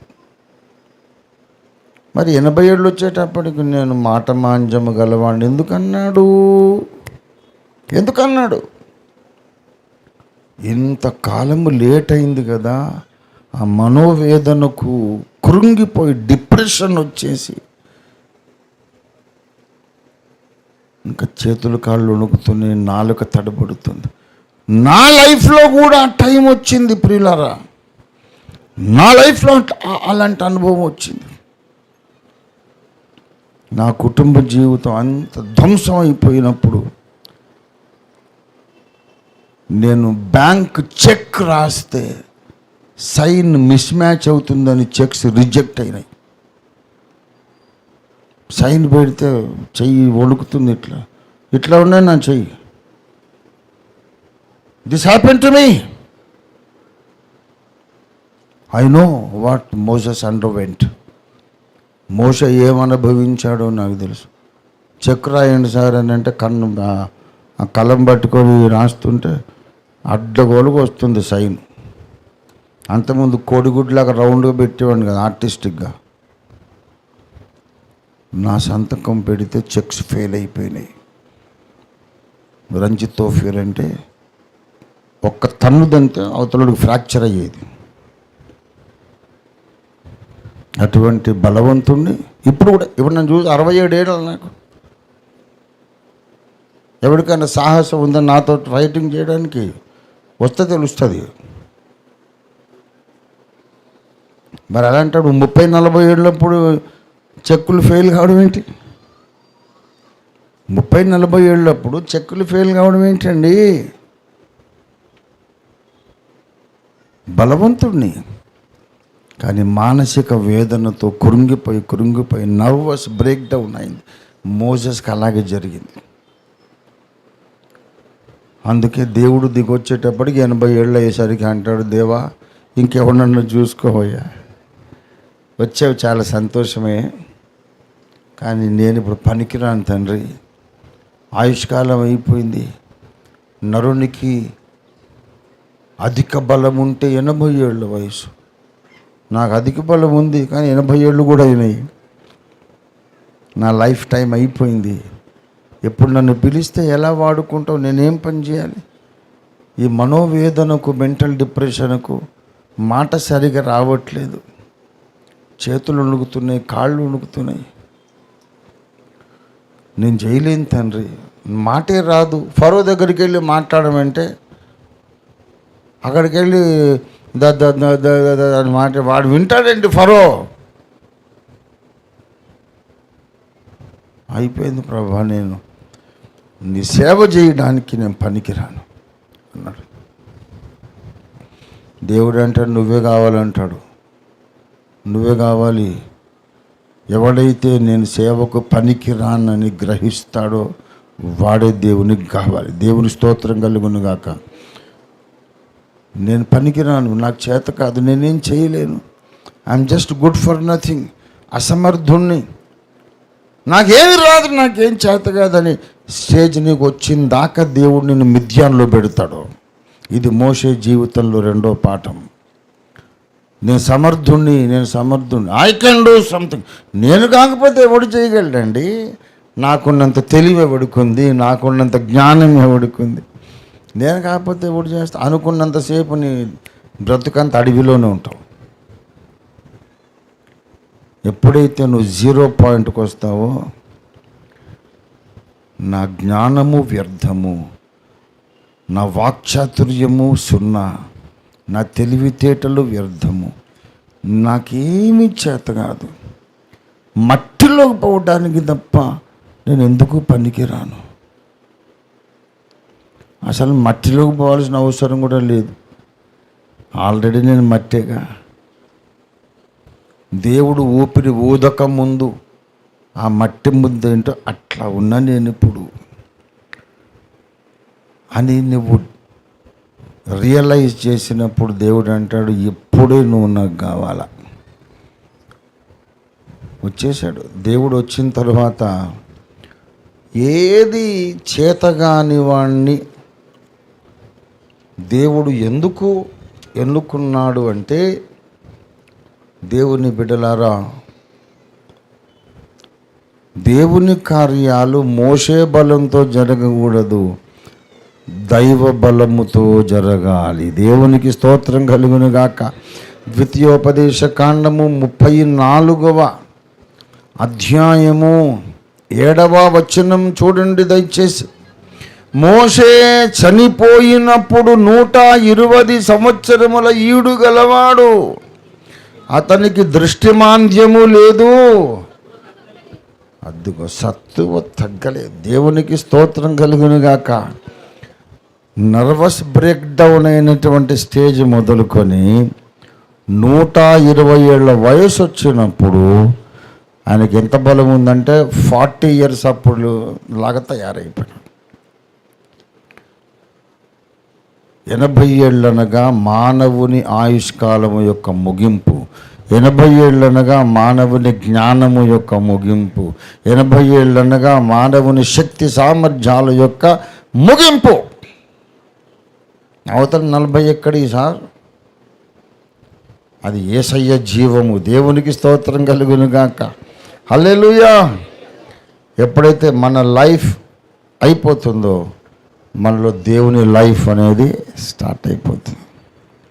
దేవుని బిడ్డలారా, ఎన్నో పాఠాలు ఈ మోషే ద్వారా దేవుడు మనకు అనుగ్రహిస్తున్నాడు. ఎందుకంటే మనమందరం మోషేలం కాబట్టి మనకందరికీ ఈ స్టేజెస్ అన్నీ ఉంటాయి. ఇంకా ఎన్ని చెప్పాలా? ఇప్పుడు మోషే జీవిత పాఠాలు అని ఎడారి పాఠాలు లాగా రాయాలి. బోల్డ్ అన్ని పాఠాలు ఉంటాయి. ఒక్క నేను మాట చెప్పి ముగిస్తాను. ఒకే మాట. మోషే జీవితం ఆరంభించాడు గొప్ప దర్శనంతో. ఇశ్రాయేలుకు నేను రక్షణ కలిగిస్తాను, విమోచన కలిగిస్తానని. తర్వాత ఆ అభిషేకము, ఆ విశ్వాసం పోగొట్టుకొని మొత్తం బ్రేక్ డౌన్ అయిపోయాడు. దేవుడు మళ్ళీ లేపాడు. లేపిన తర్వాత 40 సంవత్సరాలు నడిచాడు. ఇశ్రాయేలును నడిపించాడు. కనానులో ప్రవేశిద్దామనుకున్నాడు. దేవుడు అంటాడు, వద్దో, నువ్వు కనానులో ప్రవేశించొద్దు, నువ్వు యోగ్యుడివి కాదు. అరే, ఎందుకంటే 2 తప్పులు చేశాడు. మోషే, నీవు కనాను భూమిలో ప్రవేశించకూడదు. మీరు నా పరిశుద్ధతను సన్మానించలేదు. సంఖ్యాకాండం 20వ అధ్యాయము దయచేసి 12వ వచనం. అప్పుడు యెహోవా మోషే అహరోనులతో, మీరు ఇశ్రాయేలీయుల కన్నుల ఎదుట నా పరిశుద్ధతను సన్మానించున్నట్లు నన్ను నమ్ముకొనకపోతురు గనక ఈ సమాజమును నేను వారికి ఇచ్చిన దేశములోనికి మీరు తోడుకొని పోరు అని చెప్పాను. మోషే, నువ్వు ఆ దేశంలో ప్రవేశించడానికి వీల్లేదు, యువతలే చచ్చిపోతావు, నువ్వు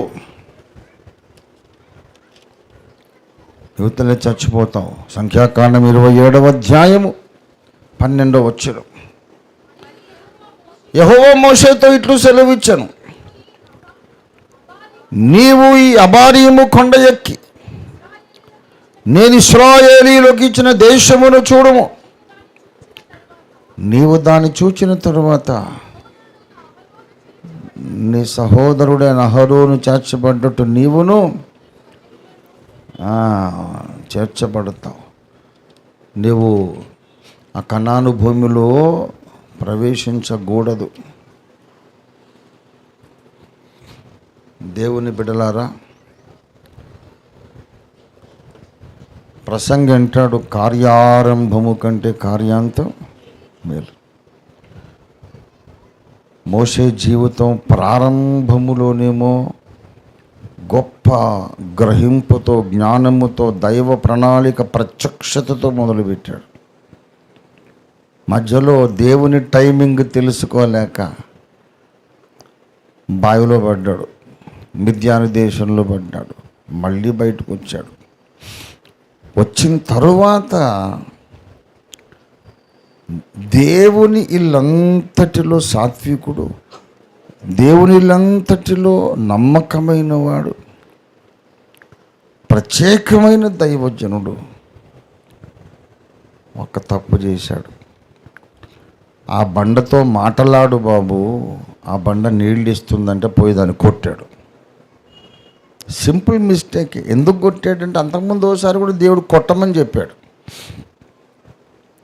అంతకుముందు కొట్టాను కదా, ఇప్పుడు కూడా కొట్టాలి అనుకున్నాడు. దేవుడు ఏం చెప్పాడు? జాగ్రత్తగా వినాలి. దేవుడు ఏం చెప్పాడో జాగ్రత్తగా వినాలి. మాట్లాడమన్నాడు, హడావుడిగా పోయి కొట్టాడు. ఆ బండ ప్రభువైన క్రీస్తుకు సాదృశ్యం. బండ కొట్టబడుట అనగా యేసు సిలువ వేయబడుటకు సాదృశ్యం. బండను కొట్టినప్పుడు అది చీల్చబడి లక్షల మంది తాగే నీళ్ళు ఇచ్చింది. యేసయ్యను ఒక్కసారి సిలువేయాలి, ఆయనలో నుండి జీవజలాలు వస్తాయి. రెండోసారి సిలువేయకూడదు. క్రీస్తు అనే బండను 2 సార్లు సిలువేయొద్దు. కొంతమంది రక్షణ పొంది తెలిసి పాపములో జీవించేవాళ్ళు ప్రభువైన యేసును మరలా సిలువ వేయుచున్నారు. మరలా సిలువ వేయకూడదు ఆయన్ని, ఒక్కసారి సిలువ. తర్వాత ఆయన్ని రాజుగా మన హృదయాల్లో ప్రతిష్ఠించాలి. తర్వాత తండ్రి అయిన దేవుడు విశ్వానికి రాజుగా ప్రతిష్ఠిస్తాడు. ఇది పాఠం. Second time don't crucify Jesus. అడిగితే చాలు, నీళ్ళు ఇచ్చేస్తాడు. 2000 ఏళ్ల కిందట జరిగిన సిలువ యజ్ఞమే చాలు, తర్వాత అడగటమే, కొట్టకూడదు. కానీ ఈయన పాపం ముందు వెనక చూడకుండా పోయి కొట్టేశాడు. నేను ఒకటి చెప్తే నువ్వు ఇంకోటి చేస్తావు బాబు, నీకు కనాన్లో ప్రవేశం లేదనేసాడు. దేవునితో నడుచుట చాలా కష్టం, అంత సులభం కాదు. ఎలాగైనా నడవచ్చు, ఎలాగైనా చేయవచ్చు, ఎలాగైనా కుదరదు. నువ్వు ఏటీఎం కార్డు లేకపోతే ఇంకొకటి పిన్ నంబర్స్ ఉంటాయి కదా, ఏమండి? కొన్ని పిన్ నంబర్స్ 4 డిజిట్స్ ఉండాలా, కొన్ని ఏమో 6 డిజిట్స్ కూడా ఉంటాయి కదా. 6 డిజిట్స్లో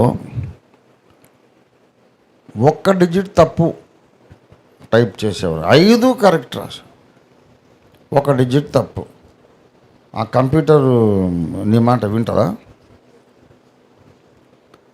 నువ్వు కంప్యూటర్ని లాక్లో పెట్టావు, ఓపెన్ చేయాలి, 6 డిజిట్స్. ఇప్పుడు నా మొబైల్ కాదు, 6 డిజిట్స్ ఉంది. 5 నంబర్స్ కరెక్ట్గా నేను టైప్ చేశాను, 1 నంబర్ మర్చిపోయా. ఒక్క నంబర్ రాంగ్, అది ఓపెన్ కావట్లే. ఇక దాన్ని ముందు పెట్టుకొని ప్లీజ్ వే ఓపెన్ కావే, నీ కాలు మొక్కుతాను వే, నేను నిన్ను ఎంతకాలంగా వాడుకుంటున్నాను, ఆ మాత్రం నీకు నా మీద ఏం అభిమానం లేదా, కృతజ్ఞత లేదా, నన్ను గుర్తుపట్టవా నువ్వు, ఓపెన్గా అన్నీ కరెక్టే కొట్టినా ఒక్కటే కదా రాంగ్ అంటే స్టడీస్ అప్పుడు చేయదు అది. నువ్వు నీ నెత్తి గోడకేసి కొట్టుకోగాక అది సప్పుడు చేయదు. దానికి అసలు అర్థం కూడా కాదు. నువ్వు చచ్చి బతికి ఏవైనా చెయ్యి, ఓపెన్ కాదు. అలాగే దేవుని దగ్గర నువ్వు చాలా జాగ్రత్తగా ఉండాలి. దేవుడు ఏం చెప్తే చేయాలంతే. ప్రతి విషయములో, సిద్ధాంత విషయాలలో, ప్రవర్తన నియమావళి విషయాలలో, నీ మనోభావాల విషయంలో, నీ నోటి మాట, నీ హృదయ ధ్యానము దేవునికి అంగీకారంగా ఉండాలి. లేకపోతే ఆ కనాను భూమి నీకు రాదంటాడు. మొదలుపెట్టిందేమో కనాను భూమి మీద ఆశతో, నిరీక్షణతో మొదలుపెట్టాడు. చివరికి వచ్చేసాడు, ఇంత దూరం కనబడుతుంది, అది చూడంతే, అడుగు పెట్టొద్దు అనేసాడు. మోషే ఏమని ఆర్గ్యూ చేయలే. అదేంటి ప్రభువా, ఇంత త్యాగం చేశాను, నా జీవితమే ధారపోసాను, ఆ చిన్న తప్పు కొడుకు ఇంత పెద్ద శిక్ష నా తండ్రి, దయచేసి నువ్వు ఒకసారి ఆలోచించుకో, దిస్ ఇస్ నాట్ రైట్ అని ఏం వాదించలే. ఇశ్రాయేలుని శిక్షిస్తానన్నప్పుడు వాదించాడు, కానీ మోషేనే శిక్షిస్తానన్నప్పుడు చిత్తం తండ్రి అన్నాడు. ఎందుకు తెలుసా? మోషేకు దేవుని హృదయ స్పందన తెలుసు. దేవుడు శిక్షించినా అది నాకు మేలు కొరకే అని తెలుసు. శిక్షలో కూడా న్యాయం చేస్తాడు, శిక్షలో కూడా ఆయన నా గాయాన్ని మాన్పుతాడు, నాకు తెలుసు. చిత్తం తండ్రి, నువ్వు న్యాయవంతునివి, నీ శిక్షను నేను శిరసా వహిస్తాను. అలాగే తండ్రి, ఒక్క మాట ఎదురాడకుండా యెహోషువ మీద హస్త నిక్షేపణ చేశాడు, నెబో కొండ మీదకి ఎక్కాడు, చచ్చిపోయాడు, అయిపోయాడు. దేవదూతలు వచ్చి సమాధి చేశారు మోయాబు దేశంలో మోషేను. కానీ మోషేను దేవుడు వాగ్దాన దేశంలోకి అడుగు పెట్టించాడు. రూపాంతర కొండ మీదకి వచ్చాడు. ఆయన మట్టి దేహంతో కాదు, మహిమ దేహంతో వచ్చాడు, పునరుద్ధాన శరీరంతో వచ్చాడు. ఇంతకు దేవుడు మోషేను శిక్షించినట్ట, ఆశీర్వదించినట్ట? చెప్పండి, శిక్షించాడా, ఆశీర్వదించాడా? దేవుని శిక్షకు నీవు విధేయుడవైతే ఆ శిక్షలోనే దేవుడు అంతులేని ఆశీర్వాదాన్ని నీకు ఇస్తాడు. దేవునికి స్తోత్రం కలుగును గాక. నీ అంచనాలకు మించిన ఆశీర్వాదం. దేవుని బిడ్డలారా, మోషే జీవిత పాఠాలలో ఇంకొకటి ఏంటంటే, రిసీవ్ గాడ్స్ పనిష్మెంట్ గ్రేస్ఫుల్లీ. చాలా సంతోషంగా, చిత్తం తండ్రి, నువ్వు నన్ను కొడితే నాకు సంతోషమే, నువ్వు నన్ను కొట్టినా నాకు ఆశీర్వాదమే. కొట్టిన ఆయన దేవుడు ఎప్పుడు అవుట్ ఆఫ్ కంట్రోల్ కాడు. ఆయన ముక్కు ఓపిగా మారి ఎక్కడ పడితే అక్కడ కొట్టేసి. వరంగల్లో నా చిన్నతనంలో యవనస్తురాలు, మా అక్కయ్యల ఈడు ఒక ఆమె ఓణి వేసిన అమ్మాయి, తండ్రి అంట కాలేజీలో అమ్మాయిని చూడడానికి పోతే ఆమె లేదు, స్నేహితురాళ్ళతో సినిమాకి వెళ్ళింది. ఇంటికి వచ్చాడు గమ్ముగా. ఏంటమ్మా ఎక్కడికి వెళ్ళి వస్తున్నావు అంటే, కాలేజీ నుంచి. నాన్న, ఆడపిల్లలు యవ్వనస్తురాళ్ళు సహజమే కదా, బాయ్స్తో ఏం పోలే. అప్పుడు ఆ రోజులో అంత డెవలప్ కూడా కాలేదు ఇంకా దేశం. గర్ల్స్తోనే పోయేవాళ్ళు, బాయ్స్తోనే పోయేవాళ్ళు. సినిమా చూసి వచ్చింది. నాన్నగారు అడిగితే, కాలేజీ నుంచి ఇంత లేట్ అయింది ఏంటంటే, స్పెషల్ క్లాస్ నాన్న. ఆడికి చిరెత్తిపోయింది. ఇంకా ఆడపిల్లను చూడలేదు, కూతురని చూడలేదు. కొట్టడం మొదలు పెడితే ఎడాపెడా కొట్టి ఎక్కడో ఆయువు పట్టు మీద తగిలింది అమ్మాయి. అలా వాలిపోయి పడిపోయింది. వాళ్ళ అమ్మ వచ్చి అమ్మ లేలే అని లేపితే లేదు, ప్రాణం వెళ్ళిపోయింది. తండ్రి కొట్టినప్పుడు ఎక్కడో ఆయువు పట్టు మీద కడత మీద ఎక్కడో తగిలింది, అమ్మాయి చచ్చిపోయింది. వరంగల్ అంతా చెప్పుకున్నారు ఈ మాట. ఎంత దారుణం, అంత కోపమా? వాళ్ళ ఇంటికి అందరూ వెళితే ఆ శవం దగ్గర కూర్చొని తండ్రి కూడా వెక్కి ఏడుస్తున్నాడు. అయ్యో నా బిడ్డని నేనే చంపుకున్నాను.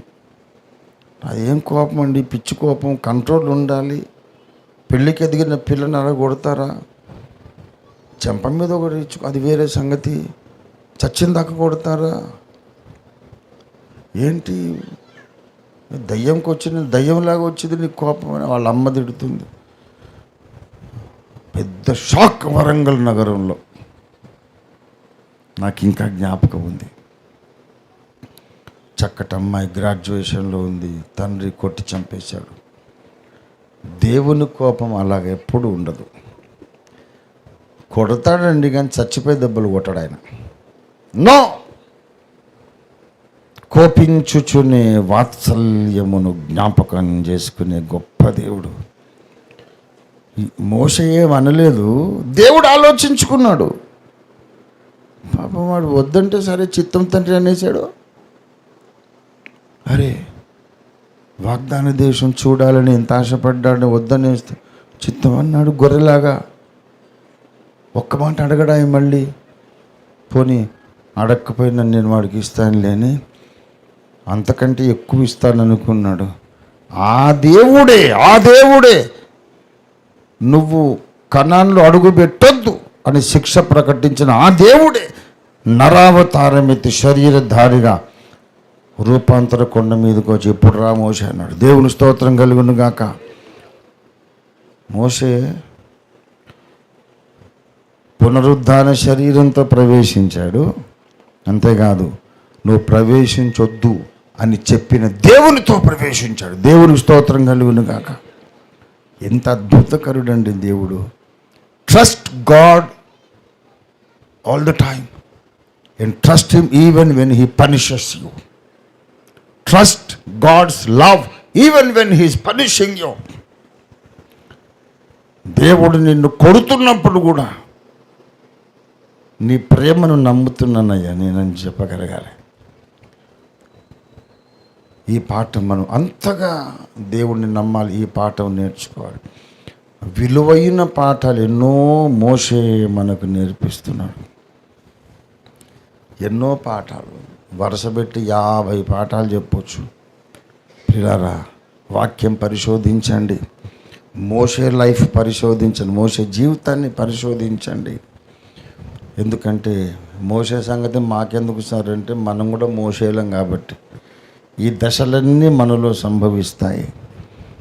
ఈ పాఠాలు నేర్చుకొని మనం దేవునికి ఇష్టమైన వారుగా బ్రతుకుదాం, పని చేద్దాం, ఎత్తబడదాం.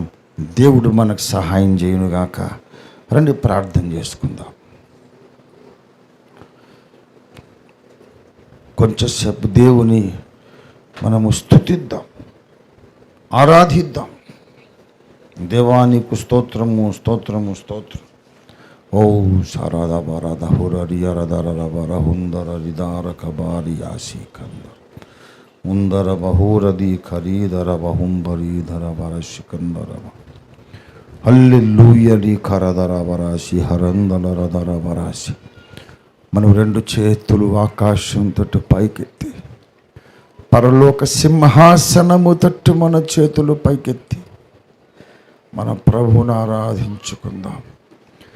దేవా, నన్నొక మోషే అని పిలిచినందుకు నీకు వందనాలు. నన్నొక గువ్వ యోనాని పిలిచినందుకు నీకు వందనాలు. నీళ్లలో నుండి నన్ను 2 సార్లు పైకి తీసినందుకు నీకు వందనాలు. ఈ లోక జలములలో నుండి నన్ను బయటికి తెచ్చావు, నీకు వందనాలు. నీ శిక్ష అనే జలములలో నుండి కూడా బయటికి తెచ్చావు, నీకు వందనాలు. ఎన్నో తప్పులు చేసినప్పుడు నా తప్పులు క్షమిస్తూ నన్ను ముందుకు నడిపించావు, నీకు వందనాలు. నా తప్పులు క్షమిస్తూ నన్ను వాడుకున్నావు, నీకు వందనాలు. చిట్ట చివరికి నా జీవితాశయమే వ్యర్థమైపోయింది. ఇన్నేళ్ల పోరాటము ప్రయాసమంతా వ్యర్థమైంది. నేను ఇన్నేళ్ళు ఆశ పెట్టుకున్న కనాను భూమిలో అడుగే పెట్టలేకపోయాను అన్న భయంకరమైన శిక్షాకాలములో అక్కడ కూడా దేవుడు తన వాత్సల్యాన్ని జ్ఞాపకం చేసుకుంటున్నాడు. If you are thinking that everything is lost, remember and realize and believe that something new is beginning in your life. అంత పోయిందండి, సర్వము నష్టమైపోయింది. ఇంకా నేను బ్రతకటమే వేస్ట్ అనుకున్నప్పుడు గుర్తు చేసుకో, జ్ఞాపకం పెట్టుకో, గ్రహించు, నమ్ము నమ్ము నమ్ము నమ్ము. నీ జీవితంలో ఒక కొత్త కార్యం దేవుడు మొదలు పెడుతున్నాడు. God is doing something new. God is beginning something new in your life. Nervous break down, depression, మాట తడబడి నత్తిగా మారిపోయింది. మాటలలో ప్రవీణుడుగా ఉన్న మోషే నత్తోడైపోయాడు మెంటల్ డిప్రెషన్తో. ఆ స్థితి నుండి దేవుడు నిన్ను మళ్ళీ పైకి లేవనెత్తుతాడు. God has raised me up from that stature, that kind of a condition. నిన్ను ఎక్కడి నుంచైనా దేవుడు లేవదీస్తాడు. ఇవాళ సందేశం అది. నువ్వు నీళ్ళల్లో ఉంటే అక్కడి నుంచి బయటికి తీసుకొస్తాడు. అవిధేయత జలాల్లో ఉంటే అక్కడి నుంచి బయటికి తెస్తాడు. నీవెక్కడున్నా సరే పైకి తీస్తాడు. నీవెక్కడున్నా సరే పైకి లేవనెత్తుతాడు. నువ్వు నమ్మగలవా? నమ్మితే దేవుని స్తుతించు. మోషే దేవుడే నీ దేవుడు, మోషే దేవుడే నీ దేవుడు.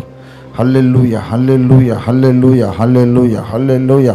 మన రెండు చేతుల ఆకాశంతో పైకెత్తి ప్రభువుని మనం స్తుతించి ఆరాధించుకుందాం. నా దేవా నా దేవా నా దేవా నీకు స్తోత్రాలు. ఊరాదా బారాదారా బారా హోరరియా దారా బారా సహుదా బరియా రకరం ధరద ఉంధర దియార దర బరరియాందర బరరి కరం దరబ ఉంభరీ దర దియార దర బరరియా రకరం దలర దర బరసి ఉంబర బరరియాందర బరహు కరీందర బరరియా కరం దలర బరసి. హల్లెలూయా హల్లెలూయా హల్లెలూయా హల్లెలూయా హల్లెలూయా హల్లెలూయా హల్లెలూయా హల్లెలూయా హల్లెలూయా హల్లెలూయా హల్లెలూయా హల్లెలూయా హల్లెలూయా హల్లెలూయా హల్లెలూయా. Everyone praise the Lord. Everyone worship the Lord for His goodness. దేవుని మంచితనాన్ని బట్టి, ఆయన కోపించుచునే వాత్సల్యాన్ని జ్ఞాపకం చేసుకున్న విధానమును బట్టి దేవుని స్తుతిద్దాం. మోషే యొక్క దేవుడవు మా దేవుడవయ్యా, నీకు వందనాలు అయ్యా. ఎన్నో పొరపాట్లు చేస్తున్నాం. నీ సమయాన్ని మేము అర్థం చేసుకోలేక, నీ పద్ధతిని అర్థం చేసుకోలేక, నరుని కోపముతో దేవుని నీతిని నెరవేరుద్దామని చూస్తున్నాం. నీ చిత్తమే చేస్తున్నాం, రాంగ్ టైంలో చేస్తున్నాం. నీ చిత్తమే చేస్తున్నాం, రాంగ్ ప్లేస్లో చేస్తున్నాం. We are so ignorant, Lord. We are so foolish. But you are so wise, oh Lord.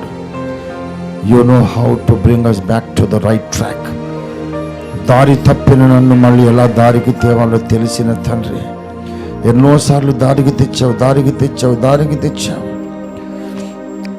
చివరికి పెద్ద శిక్ష విధించి ఊహించలేని ఆశీర్వాదంలోకి నడిపించావు తండ్రి. ఏమని వర్ణించగలను, ఏమని స్తుతించగలను? యేసయ్యా నీకు స్తోత్రాలు. నా యందు నీకున్న ప్రేమ కొరకు నీకు వందనాలు. నా యందు నీకున్న తలంపులు, శ్రద్ధ కొరకు నీకు వందనాలు. నన్ను గూర్చింతగా పట్టించుకోవటానికి నేనెంత, నా విలువెంత, నా బ్రతుకెంత తండ్రి. నేను ఎందుకు పనికొస్తాను తండ్రి? మహాజలములలో నన్ను వదిలేస్తే నాకు అసలు అడ్రస్సే ఉండేది కాదు. తిమింగలం కడుపులో వదిలేస్తే నాకు అసలు అడ్రస్సే ఉండేది కాదు. ప్రభువా,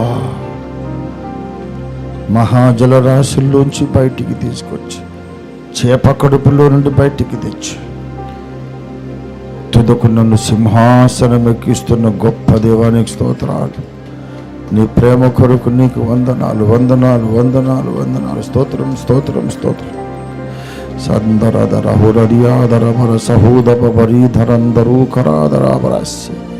trust God all the time. Obey God all the time. Trust Him even when He is angry with you. దేవుని మీద కోపపడినప్పుడు కూడా నీవు ఆయన ప్రేమను నమ్మాలి, నమ్మాలి, నమ్మాలి. దేవుని మీద ఆగ్రహం వ్యక్తం చేసినప్పుడు కూడా నీకు ఆయన మేలు చేయబోతున్నాడని నమ్మాలి, నమ్మాలి. హల్లెలూయా, హల్లెలూయా, హల్లెలూయా, హల్లెలూయా. Let us climb on to the next level of faith and trust and obedience. విశ్వాసము విధేయతలో నెక్స్ట్ లెవెల్కి వెళ్ళిపోదాం. దేవుని స్తోత్రం. హల్లెలూయా, హల్లెలూయా, హల్లెలూయా, హల్లెలూయా. సందరద హుదరీ బరాడి దర బరాసుద బరియా దర కరం దర దర బరశ్రీ. ఓ ఇశ్రాయేలు విను, నీ భాగ్యమెంత గొప్పది. ఓ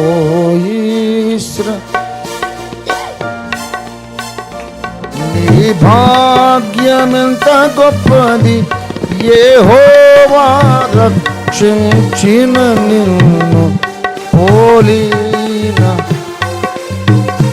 యెహోవా రక్షించిన నిన్ను పోలినవా. శక్తి చేత కాదనెను,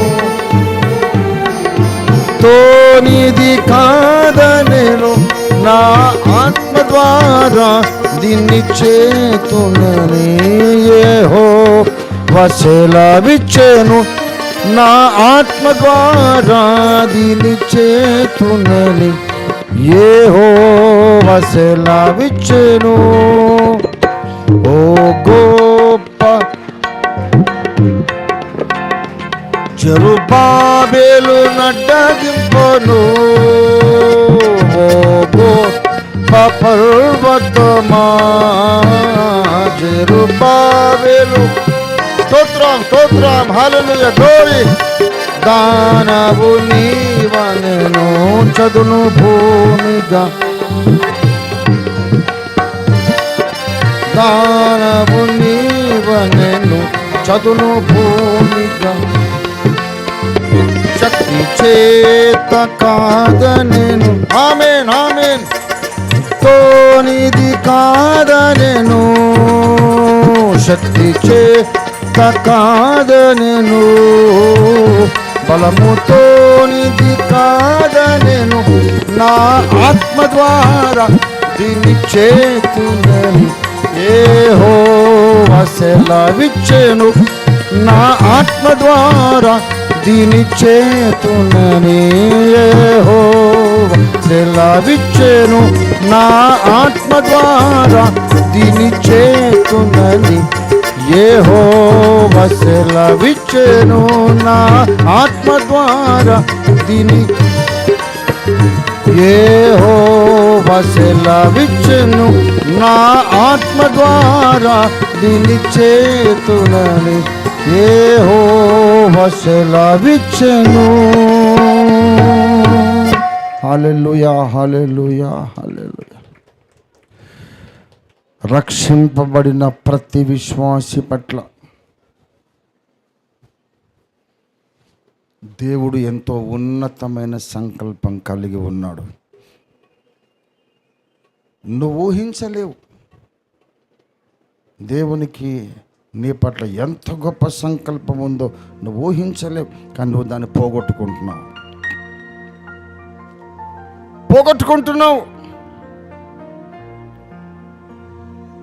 పిచ్చి పిచ్చి పనులు చేసి, వ్యర్థమైన ఆలోచనలతో నీ స్వబుద్ధిని ఆధారం చేసుకొని ఎక్కడో ఉండవలసిన వాడివి మిథ్యాను దేశం పాలై నీ బ్రతుకంతా అడవి పాలు చేస్తున్నావు. నా ప్రజలు జ్ఞానము లేకయే చెరపట్టబడిపోతున్నారు. ప్రార్థన చేద్దాం. ప్రభువా, మోషే జీవితంలో నుండి నేను పాఠాలు నేర్చుకుని నీ చిత్తమును నా జీవితంలో సంపూర్ణంగా జరిగించడానికి సహాయం చేయండి. నా స్వచిత్తాన్ని చంపేసే తండ్రి, నా స్వచిత్తం చంపేసేయండి. నా స్వబుద్ధిని తీసేసేయండి ప్రభువా. నా స్వబుద్ధిని ఆధారం చేసుకోకుండా నాకు జ్ఞాన హృదయం దయచేయి. నాలో నీ తలంపులే ప్రవేశపెట్టు, నీ మనస్సే నాలో ప్రవేశపెట్టు. నీ చిత్తమే నా చిత్తముగా మార్చేసే తండ్రి, నీకు వందనాలు వందనాలు వందనాలు. ఈ ప్రార్థనలు యథార్థంగా చేయగలిగితే, ఏదో ఇప్పుడు నేను చెబుతున్నానని కాదు ప్రియ సోదరి సోదరుడు, కుమారుడు కుమార్తె, నేను చెబుతున్నానని కాదు. నీ హృదయపు అంతరంగపు లోతుల్లో నీవి ప్రార్థన వాస్తవంగా చిత్తశుద్ధితో చేయగలిగితే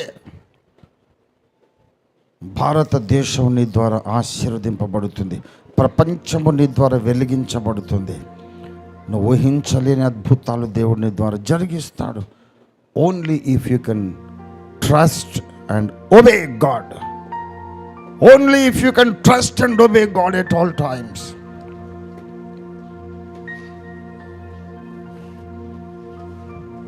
ప్రార్థన. ప్రేమ కలిగిన మా మహాపరిశుద్ధ తండ్రి, మాతో మాట్లాడినందుకు నీకు వందనాలు. భూమి మీద యేసయ్య నా దేవుడు అని నమ్ముకున్న ప్రతి ఒక్కరి బ్రతుకులో ఈ ప్రసంగాన్ని వాస్తవంగా మార్చండి. ఈ వాగ్దానమును మీరు అక్షరాల నెరవేర్చండి. డినామినేషన్ ప్రస్తావన వివక్ష లేకుండా సకల డినామినేషన్లలోని క్రీస్తు యేసు సంబంధులందరినీ కూడా ఈ సర్వోన్నత ఆశీర్వాదములోకి నడిపించండి. అద్భుతం చేయండి తండ్రి.